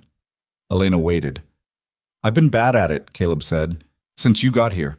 I kept waiting for you to do something wrong, something I could point to that proved you were going to leave, so I could be ready for it." He looked at the watch, not at her. "You didn't do anything wrong." "I've done plenty wrong," Elena said. "I've made mistakes on the property, on the fence repair, on when to push things and when to wait. I'm not that kind of wrong," he said. I meant I meant with us. With the kids. He finally looked up. You haven't done anything wrong with us. Elena looked at him. He was 14 and he looked exhausted and older than that, and younger than that in the same moment. And she thought about Thomas Aldrin writing, "My children are not easy," in a letter by lamplight, frightened, and she thought the man had been wrong about that, or at least had been wrong about what easy meant. They were not easy in the sense of requiring nothing. They were perfectly straightforward in the sense of being honest about what they needed, once you paid attention. He was proud of you, Elena said. He wrote about you in his letters to me. Before we knew I was coming here, before all of this, he said you were the kind of person who did hard things without making them about yourself. Caleb looked at the table. Something moved through his face and then steadied. I miss him, he said, simple and flat and true. I know, Elena said. I know you do. She reached across the table and put her hand briefly over his, just for a second, the way Clara had put her hand on Elena's arm that first supper, light and deliberate, and then gone. Caleb didn't pull away.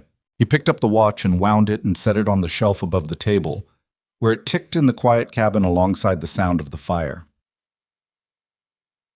Rowan stayed through November and into December, and Elena had stopped thinking of his presence as temporary, though she had not said this aloud, and she didn't think he had either. They had developed the kind of working relationship that forms between people who are competent and who respect competence in others. Efficient, occasionally terse, honest when it needed to be. He did not try to be the children's father, and she did not try to make him be. He was something else, something without a ready name, a presence that had weight without overcrowding.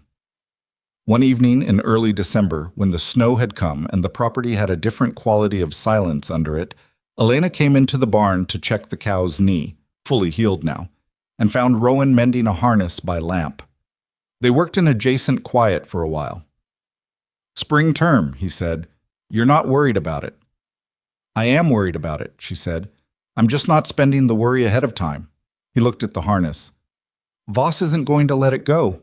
He's patient, and he has money, and he'll find another angle. I know. Pratt is good, but he's one man. I know that too. She finished with the cow and straightened. What are you saying? He was quiet for a moment, working the leather through his hands.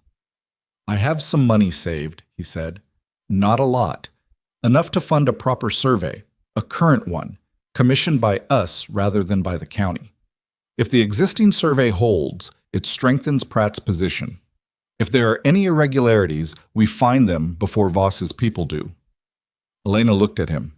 He was not looking at her. He was looking at the harness. And she understood he was making the offer sideways because it was a large thing, and he did not know how it would land. That's Thomas's land, she said carefully. It's the children's land. I know what it is. He paused. I'm not making a claim on it. I gave that up. I'm just... He stopped, tried again. I should have come sooner. I know that. I can't fix that. But I can do this. She looked at him for a long moment. He had his brother's eyes and his brother's careful quality, and he had been sleeping in a barn loft for 6 weeks, and he had carried May to bed and sat with a sick child through the night, and had woken her from an exhausted sleep with a blanket he'd put on her himself. All right, she said. Thank you. He nodded, set down the harness, picked it up again. The boy, he said. Caleb. He stopped. He looks like Thomas, Elena said. He looks exactly like Thomas. His voice had the same weight Caleb's voice had when he said, I miss him. Simple and flat and true. Thomas at 14. Same way of standing. I know. I wasn't a good brother, Rowan said. I was stubborn about the wrong things. Thomas was stubborn too, and we were both too proud to say so. He set down the harness. I don't know how to be an uncle. I don't have practice at it. You're doing all right, Elena said. He looked at her. You are, she said. You're doing better than all right. He looked away back at the harness, and she saw something move through his face that he did not want her to see, and she let him have that privacy and went back to the cabin, because some things need to be left where they are to finish settling. The snow was steady outside, and the cabin had smoke coming from the chimney, and through the window she could see the lamp and the shapes of the children inside. and she stood in the cold for a moment before she went in. Not for any particular reason except that sometimes you have to stop and look at what you've built before it becomes ordinary, before you stop seeing it because it's there every day. It was not finished. The spring hearing was not done, and Voss was still out there with his money and his patients. And there were 6 children who still woke sometimes in the night, and there were things she didn't know yet about how this was going to go. But the lamp was lit, and the fire was going, and the smoke was rising straight up into the cold, dark air, and she had done that. She and Caleb and Nora and Rowan and all of them together. And it was real and it was standing. And she was tired in the specific way you get tired when you have been working hard toward something that matters and you have not stopped. She went inside and closed the door against the cold. The surveyor Rowan hired came out in the second week of January, a quiet man named Aldous Birch, who carried his equipment in a battered case and spoke very little but looked at everything with a precision that Elena found reassuring. He spent 2 full days on the property, working the boundary lines with his instruments, while Caleb followed at a respectful distance, watching in the way he watched everything he wanted to understand. On the evening of the second day, Birch sat at the kitchen table with his findings and laid them out without embellishment. The original 1878 survey was accurate. The boundary at the creek center line held. The eastern fence marker that Thomas Aldrin had driven himself was, as Elena had determined from the document in Crane's office, set conservatively inside the legal parcel, meaning the family had actually been yielding ground they were entitled to, not encroaching on anyone else's. Birch noted 2 minor inconsistencies in the original notation that were clerical in nature and carried no legal weight, and he noted them specifically so that Marsh could not use them as leverage without appearing to argue over bookkeeping errors in front of a judge. "This is a clean parcel," Birch said, closing his case. "Whoever filed it in '78 knew what he was doing." Elena sent a copy of Birch's findings to Pratt the following morning and kept the original in the strongbox with the deed. What happened next she had not predicted, though she understood it in retrospect as the logical consequence of what they'd built. Word moved in the way it moves in frontier counties, not through newspapers or formal announcements, but through the particular oral current of people who share roads and feed stores and the same county courthouse. Garrett Finch, whose statement Pratt had used in the November hearing, had told his story to others. Abbott's grandson, who had spoken about his grandfather's survey ruling, had apparently told his story too. By February, Elena had received 3 separate visits from people she had never met. The first was a woman named Dora Selman, whose husband had died 2 years prior and who held 40 acres on the north side of the valley that Voss had been circling with the same survey dispute methodology. She came on a cold morning with 2 of her 4 children in the wagon and a look about her that Elena recognized, the specific combination of exhaustion and stubbornness that was not quite hope but was what came just before it. "I heard about what you did at the hearing," Dora said, sitting at Elena's kitchen table with her hands around a cup of coffee. "I heard you had a lawyer and a surveyor and you made Hollis see the pattern." "We made a start," Elena said carefully. "The spring hearing isn't done yet." "But Hollis is watching now," Dora said. "That's what everyone says, that the judge is watching Voss now." "That's true." Dora looked at her cup. She was 40 or so, with red raw hands and a practical face that had the particular weathering of someone who had been managing alone for a long time. "My situation is similar to yours. The survey dispute, the notice from Crane's office. I have a letter from Dunning. The same man, I think, same description." "Same man," Elena confirmed. "I couldn't afford an attorney," Dora said. "Pratt's fee." "Talk to Pratt," Elena said. "Tell him I sent you. Tell him about the letter from Dunning and the notice from Crane's office and the survey question. Tell him it's the same pattern." She paused. "He's building a case about the pattern. Each person who comes forward makes it stronger. It's not charity. It's useful to him, too." Dora looked at her for a moment with an expression that was not gratitude exactly. Gratitude was too soft for what it was. It was the look of someone who had been trying to hold something up alone and had just been told they could set it down for a second, not forever, just long enough to catch their breath. "My boy can work," Dora said. 16, strong. "If you ever need—" "Let's get through the hearing first," Elena said. "After that, we'll talk about what people need and what they can offer. There's a lot of land in this valley that needs working. The second visitor was Garrett Finch himself, the man Voss had displaced from the North Creek parcel 2 years prior, now working mill wages and living in a room above the mill office. He came on a Sunday, hat in his hands, with the look of a man who had been deciding something for a long time and had finally landed. "I want to testify at the spring hearing," he said, "not just a written statement. In person. I want to be there." "Pratt will want to talk to you about what you can say," Elena said. "What you saw, what was said to you, the timeline." "I have it all." He looked at his hat. "I kept everything. Every letter, every notice, every document they sent me. I thought someday it might matter." His jaw was tight. "I lost my land. I can't get it back. But if what I have helps you keep yours, it will," Elena said. He nodded. He turned his hat in his hands once more. "Voss had Crane stamp a document that said my survey had a boundary error. The error was 4 inches, 4 inches in a 40-acre parcel, and they used it to tie me up in costs until I couldn't continue." He paused. 4 inches.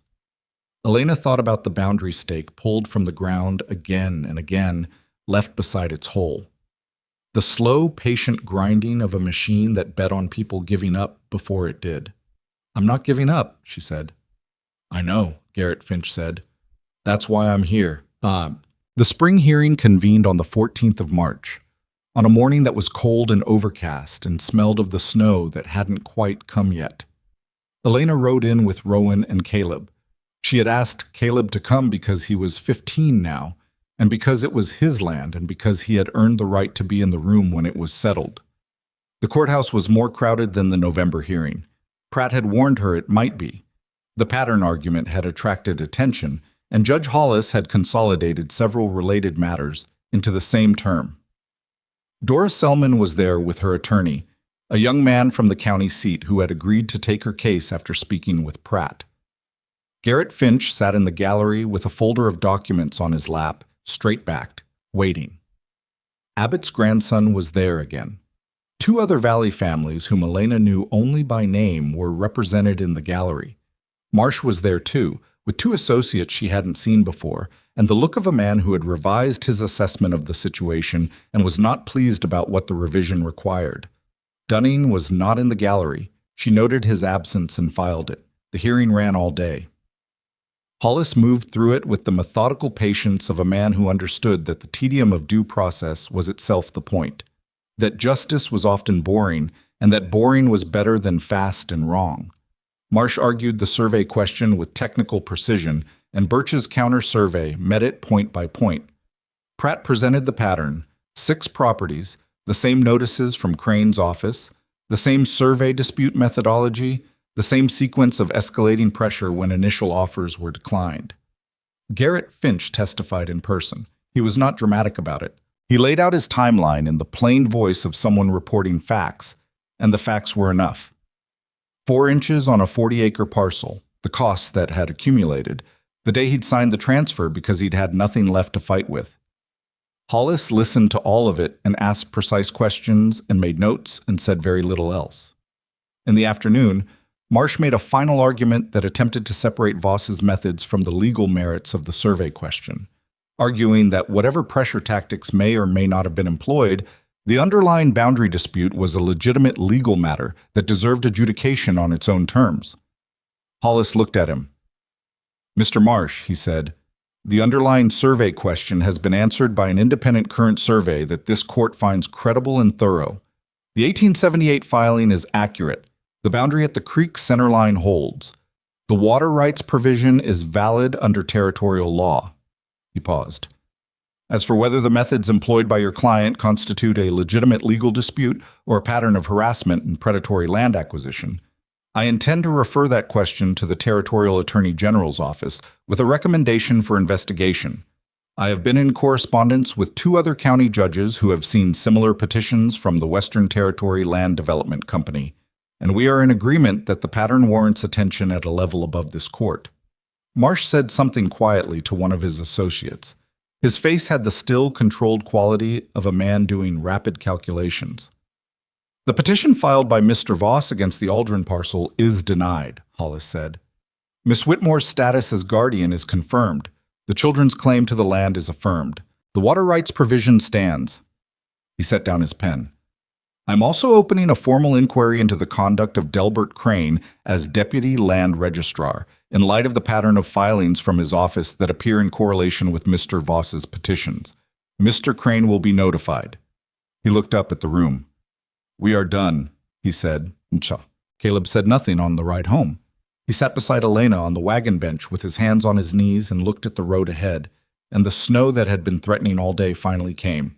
Not heavy, just a light sifting that made the air white and soft and changed the quality of everything. It's done? He said finally. The land question is done, Elena said. There may be other things. Voss still exists, and men like Voss find new angles. But the legal foundation is solid now, and Hollis has referred it up. That changes the calculation for someone like Voss. He picks fights he thinks he can win cheaply. This one isn't cheap anymore. Caleb was quiet. Pa would have... He started. Stopped. Tried again. He would have been glad. About today. Yes, Elena said. He would have.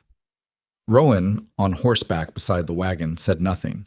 He was looking at the snow coming down on the valley. His brother's valley, the land he'd helped clear years ago, before pride and stubbornness had cost him the connection to it.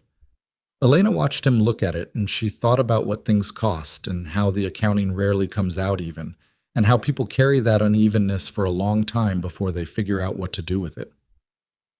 You should stay, Caleb said. Elena glanced at him, thinking he was talking to her, but he was looking at Rowan. Rowan looked at him. We have the east field to break this spring, Caleb said. He said it to the road ahead, not to Rowan's face, because he was Thomas Aldrin's son, and direct emotional requests were something you made at an angle or not at all. It's 40 acres of good soil, and I can't do it alone, and Elena has enough to manage with the house and the others. We need someone who knows what they're doing. A pause. The snow came down soft and steady. I know what I'm doing, Rowan said.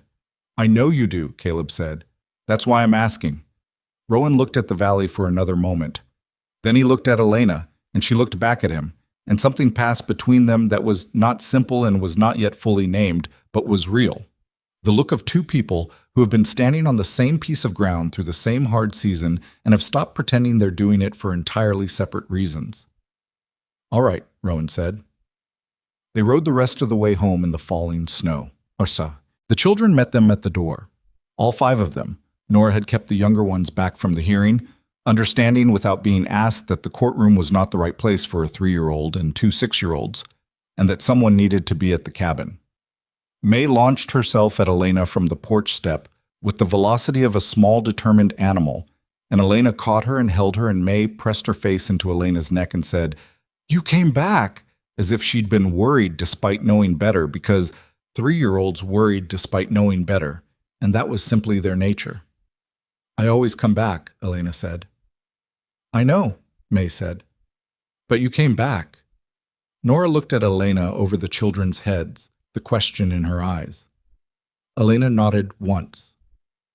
Nora closed her eyes for a moment and then opened them and said, "Come inside, it's cold," in the voice she used when she was managing something she didn't want to show, which was the voice she used more often than she should have to at 12 years old, and which Elena intended over time to make less necessary. The kitchen was warm and smelled of the soup Nora had been tending, a respectable vegetable soup with the last of the winter turnips, and some dried beans and the bone from the ham they'd finished 2 days ago. Henry had set the table without being asked. The twins had put bread on the cloth, slightly crooked, and had not fixed it, which Elena took as progress on the question of perfectionism that Bess in particular struggled with. They ate together, all 8 of them now, because 8 had become the number, and it had been that number long enough that 7 felt like something missing. At some point during the meal, with the snow coming down outside and the fire doing what fires do in winter, and everybody talking in the overlapping way of people who are used to eating together, Elena looked around the table and felt something that she didn't have a clean word for. Not happiness exactly, because happiness was too light for it, too temporary sounding. It was more like the feeling of a structure that has been tested and has held. the specific, quiet confidence of something that has been through weather and is still standing. She thought about Thomas Aldrin riding by lamplight, frightened, hoping for a stranger. She thought about what he had understood and what he had gotten wrong. He had understood that his children needed someone. He had been wrong, or at least incomplete, in imagining it would be one person, one woman arriving with trunks and good intentions in solving things.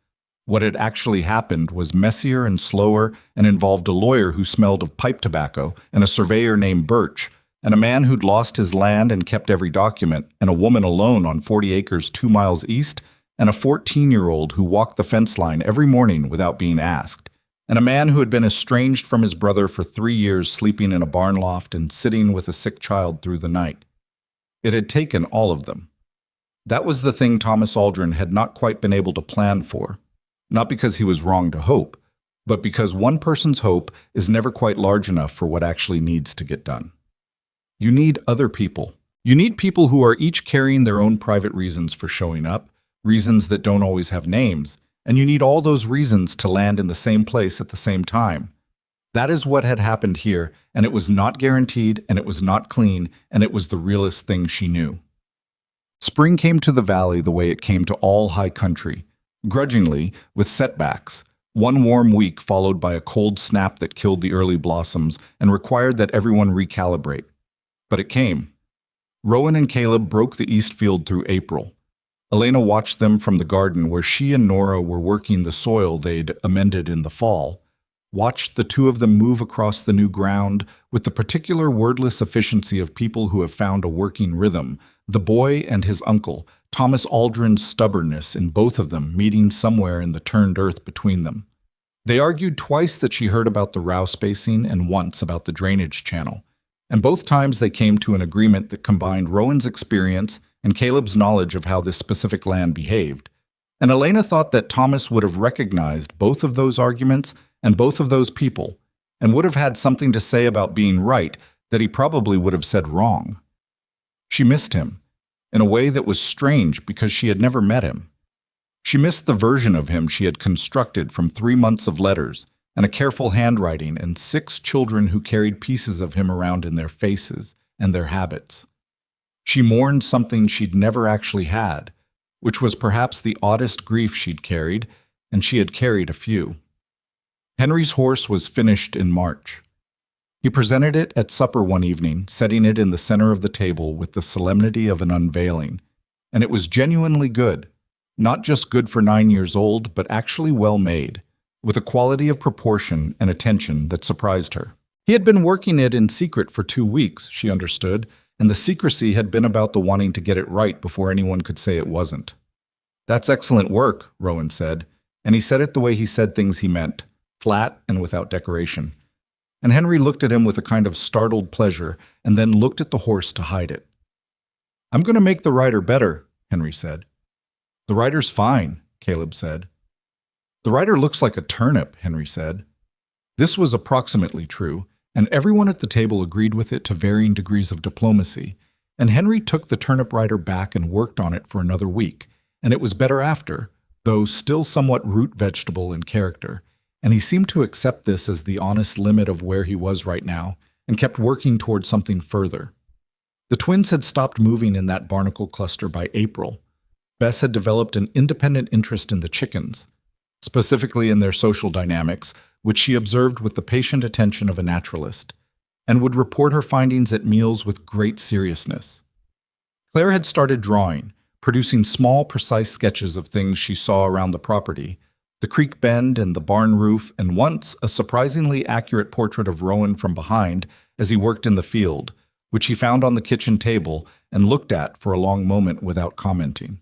May turned 4 in May and announced at breakfast that she was now old enough to help with the garden and would be doing so starting immediately. She proceeded to help in the way of 4-year-olds, which is to say she moved significant amounts of dirt from one place to another place without improving either location, and she found 3 worms which she named and then had to be persuaded not to relocate to the cabin, and she pulled up 2 radish seedlings thinking they were weeds, and was genuinely upset about it in a way that lasted about 6 minutes, and then resolved when Elena told her that knowing the difference between a weed and a radish was something people learned over time, and she was 4 and doing fine.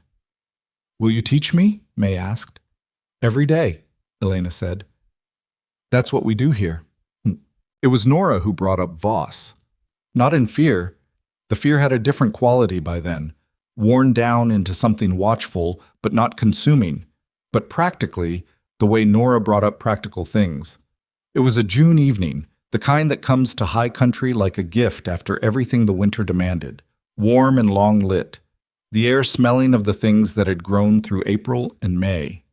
They were on the porch, Elena and Nora, shelling the first of the beans from the kitchen garden that had produced beyond what Elena had projected.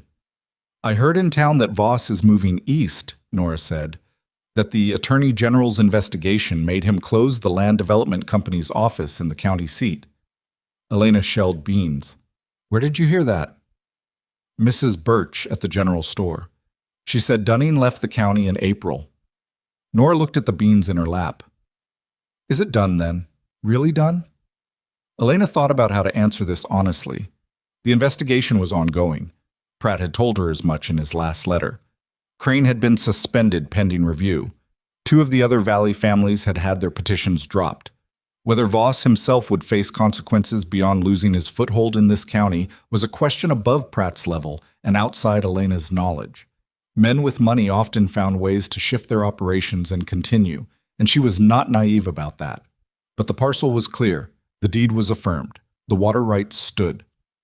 And Hollis had changed something by watching, by making it known that the pattern was visible and being examined at a level Voss had not anticipated. That changed the math for someone who operated by finding the path of least resistance. "For us," Elena said. "I think it's done for us." Nora was quiet, shelling beans with the focused efficiency she brought to all physical tasks. Then, "I want to study law." Elena looked at her. "I've been thinking about it since November," Nora said. "Since you came back from the hearing and explained what Pratt had done, what the water rights provision meant, how the pattern argument worked. I want to understand how those things work, how you use them." She was not looking at Elena. She was looking at the beans. But her voice had the quality of someone saying something they've been holding for a while and are finally allowing into the air. "I know it's not realistic right now, but I want you to know that's what I want." Elena set down her handful of beans. "Who told you it's not realistic?" she asked. Nora glanced at her. "No one. It's realistic," Elena said. "It's a long way away and it'll require things we don't fully know yet. But it's realistic." She paused. "There's a women's college in the East that has a law program. There are a few. We have time to figure out which ones are the right ones." Nora looked at her. "You'd help me figure that out?" "What did I just say I'd do every day?" Elena said. Nora looked back at the beans, but she was sitting differently than she'd been sitting a minute ago. Some weight had shifted, some long-held thing had been set down in the same way Elena had seen it happen in Dora Selman's face at the kitchen table back in February. They sat together in the long June evening, shelling beans, and the field beyond the cabin was green with the first real growth it had seen in years, and the barn had both doors open to the evening air, and somewhere past the cottonwoods the creek was doing what it had been doing since before any of them arrived and would do after, moving south, following the ground, finding the way through. But Elena wrote a letter that summer. Not to anyone specific, or maybe to everyone specific, the people she had been before she arrived in Black Ridge Valley, all the versions of herself that had made 100 small decisions that added up to her stepping off a train onto a platform and not taking the return fare. She never sent it. She kept it in the strongbox with the deed because it seemed right to keep it with the other documents that said something was real. It said this: "The hardest thing is not the first choice. The first choice is often the one you make before you know what you're choosing. You say yes or you say no, and you don't fully understand either answer. The hardest thing is the second choice, and the third, and the one you make at 3 in the morning when a child is sick and you are so tired you can't remember why you stayed. Those are the real choices. Those are the ones that build something or don't. I did not come here to be a mother. I did not come here to fight a land dispute or learn frontier property law from a lawyer who smelled of tobacco. I did not come here to learn that a 14-year-old can carry more than any adult should ask him to, or that a 12-year-old girl can have a mind like a compass if someone bothers to let her use it, or that 3-year-olds ask the questions that everyone else has decided they're too old to ask. I came here because I had nowhere better to go, and because a man I never met wrote me a careful letter and I believed him. That is the whole of it. Everything else was the result of staying. What I know now that I didn't know then is that belonging is not something you find. It is something you build, imperfectly, with the people you were not expecting, on the ground that wasn't yours until you made it yours by refusing to leave it. It is not comfortable and it is not fast and it will cost you things you didn't know you had. But it is the only thing, in my experience, that is worth the full cost of itself. Amos Sushchatsid. The Aldrin property did not become legendary. It did not become anything larger than what it was. 80 acres on a creek bend in a valley that most people in the territory had never heard of, run by a woman who had arrived with 2 worn trunks and stayed, worked by a family that had not been a family until it built itself into one out of necessity and stubbornness and the slow accumulation of shared mornings. Dora Selman kept her 40 acres on the north side of the valley. Garrett Finch did not get his land back, but he got a settlement from the territory's review of Voss's operations. Not much, not enough, but more than nothing, and he used it to lease a parcel on the East Ridge and start again. Crane was removed from his position and replaced by a woman from the county seat named Frances Alderton, who proved to be scrupulously honest and who became over the years someone Elena considered a genuine ally. Pratt retired in 1887 to his daughter's house in the county seat, and before he left, he wrote Elena a letter that said simply, "You were the right person in the right place at the right moment," which is rarer than it should be and more valuable than it seems when it's happening. I was glad to work alongside you. She kept that letter in the strongbox too. Caleb took over management of the East Field at 16 and ran it with the same careful attention he'd brought to everything since he was 14 years old, checking fence lines and knowing his land the way his father had known his animals, by feel, by long familiarity, by the kind of knowledge that doesn't come from books. He was not an easy person, even grown. He was still proud and still slow to trust, and still given to long silences that people who didn't know him mistook for coldness.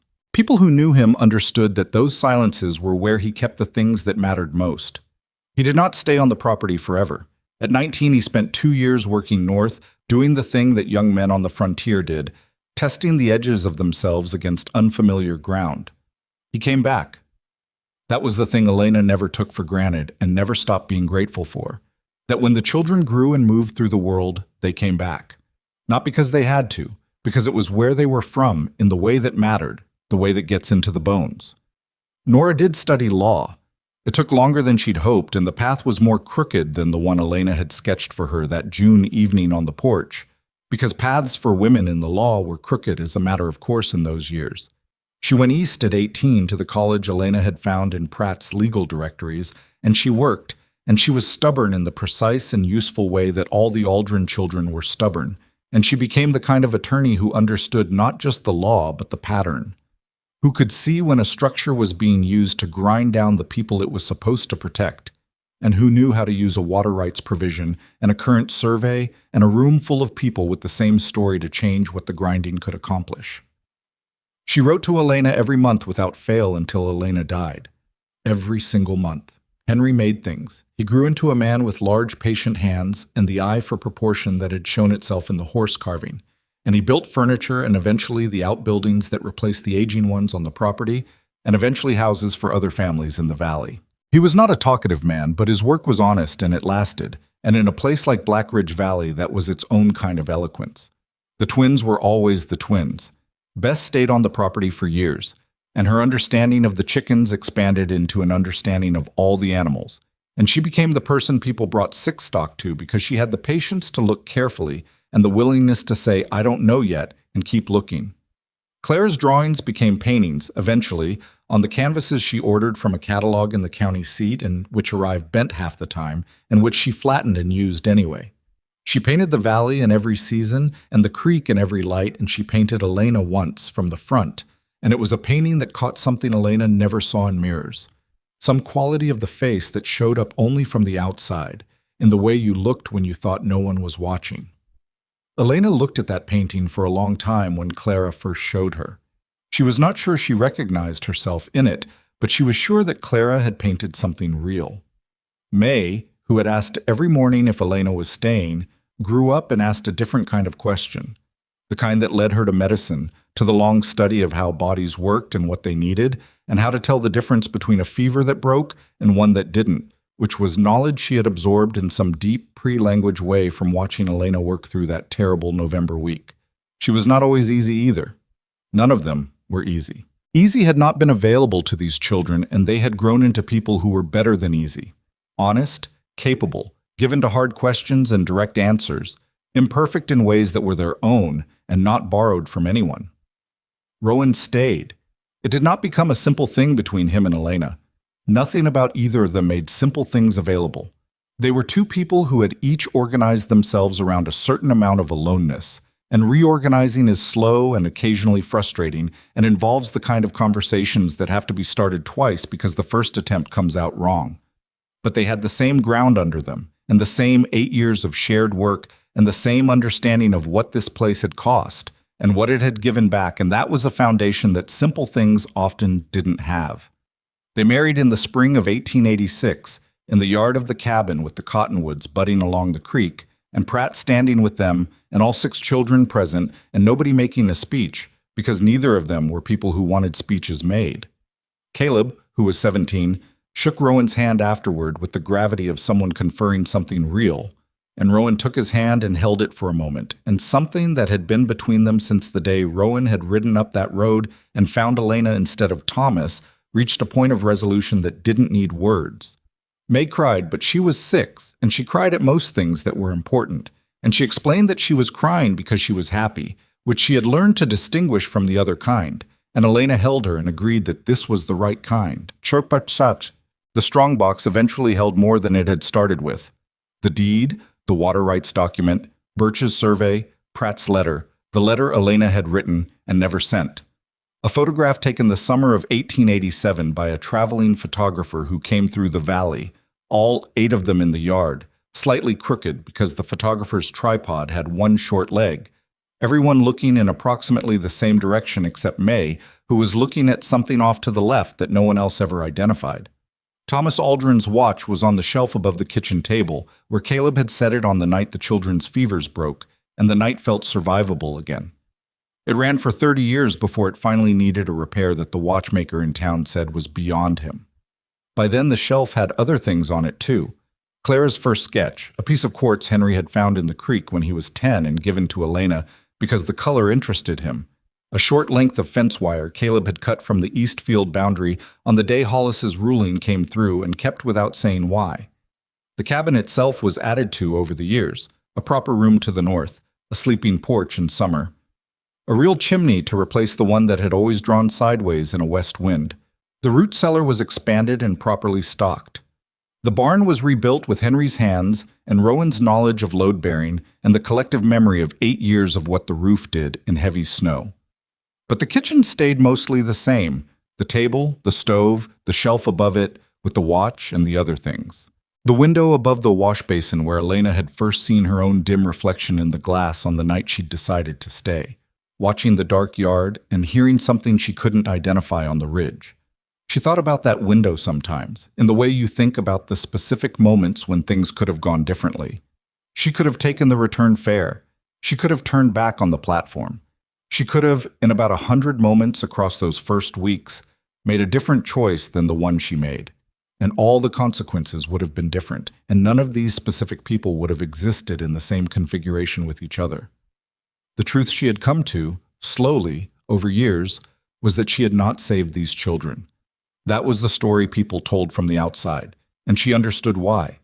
It had a clean shape, a woman arriving and rescuing and staying, but it was not accurate to her experience of it. What had actually happened was that they had all saved each other in turn, taking turns being the one who held and the one who was held, the one who stayed awake and the one who slept, the one who walked the fence line and the one who filed the papers, and the one who sat with a sick child, and the one who asked the right question at the right moment. That was the real structure of it, not rescue, but reciprocity. Not one person's courage, but the accumulated courage of everyone in the same place at the same time, which is the only kind that builds anything that lasts. She had come to Black Ridge Valley looking for a husband and a safe place and a new life after the old one had worn through. She had found something she didn't have a word for when she arrived, something she had to build the vocabulary for over years of living inside it. She had found out what she was made of, and she had found out that what you're made of is not fixed, that it expands to fit what is needed, painfully and imperfectly, and not always on schedule, but it expands. That was the thing about staying. Every time you stayed when you could have left, you became someone with slightly more capacity than you'd had before. Not a better person in any simple sense, just larger, able to hold more. The creek ran south past the cottonwoods every day of every season, indifferent and steady, the way water is indifferent and steady, finding the grade and following it. The valley held its light in the evenings like a bowl holds water. The mountains to the north kept their snow late into spring and lost it grudgingly and got it back again in fall. And in the kitchen of a cabin on 80 acres at the creek bend, with the watch ticking on the shelf above the table and the fire in the stove keeping out the cold, there was a life that had been made from almost nothing, from a letter, from a train, from 2 worn trunks, and a decision made on a platform by a woman who did not know yet what she was deciding. It was imperfect, and it was real, and it was hers, and she had earned every ordinary morning of it,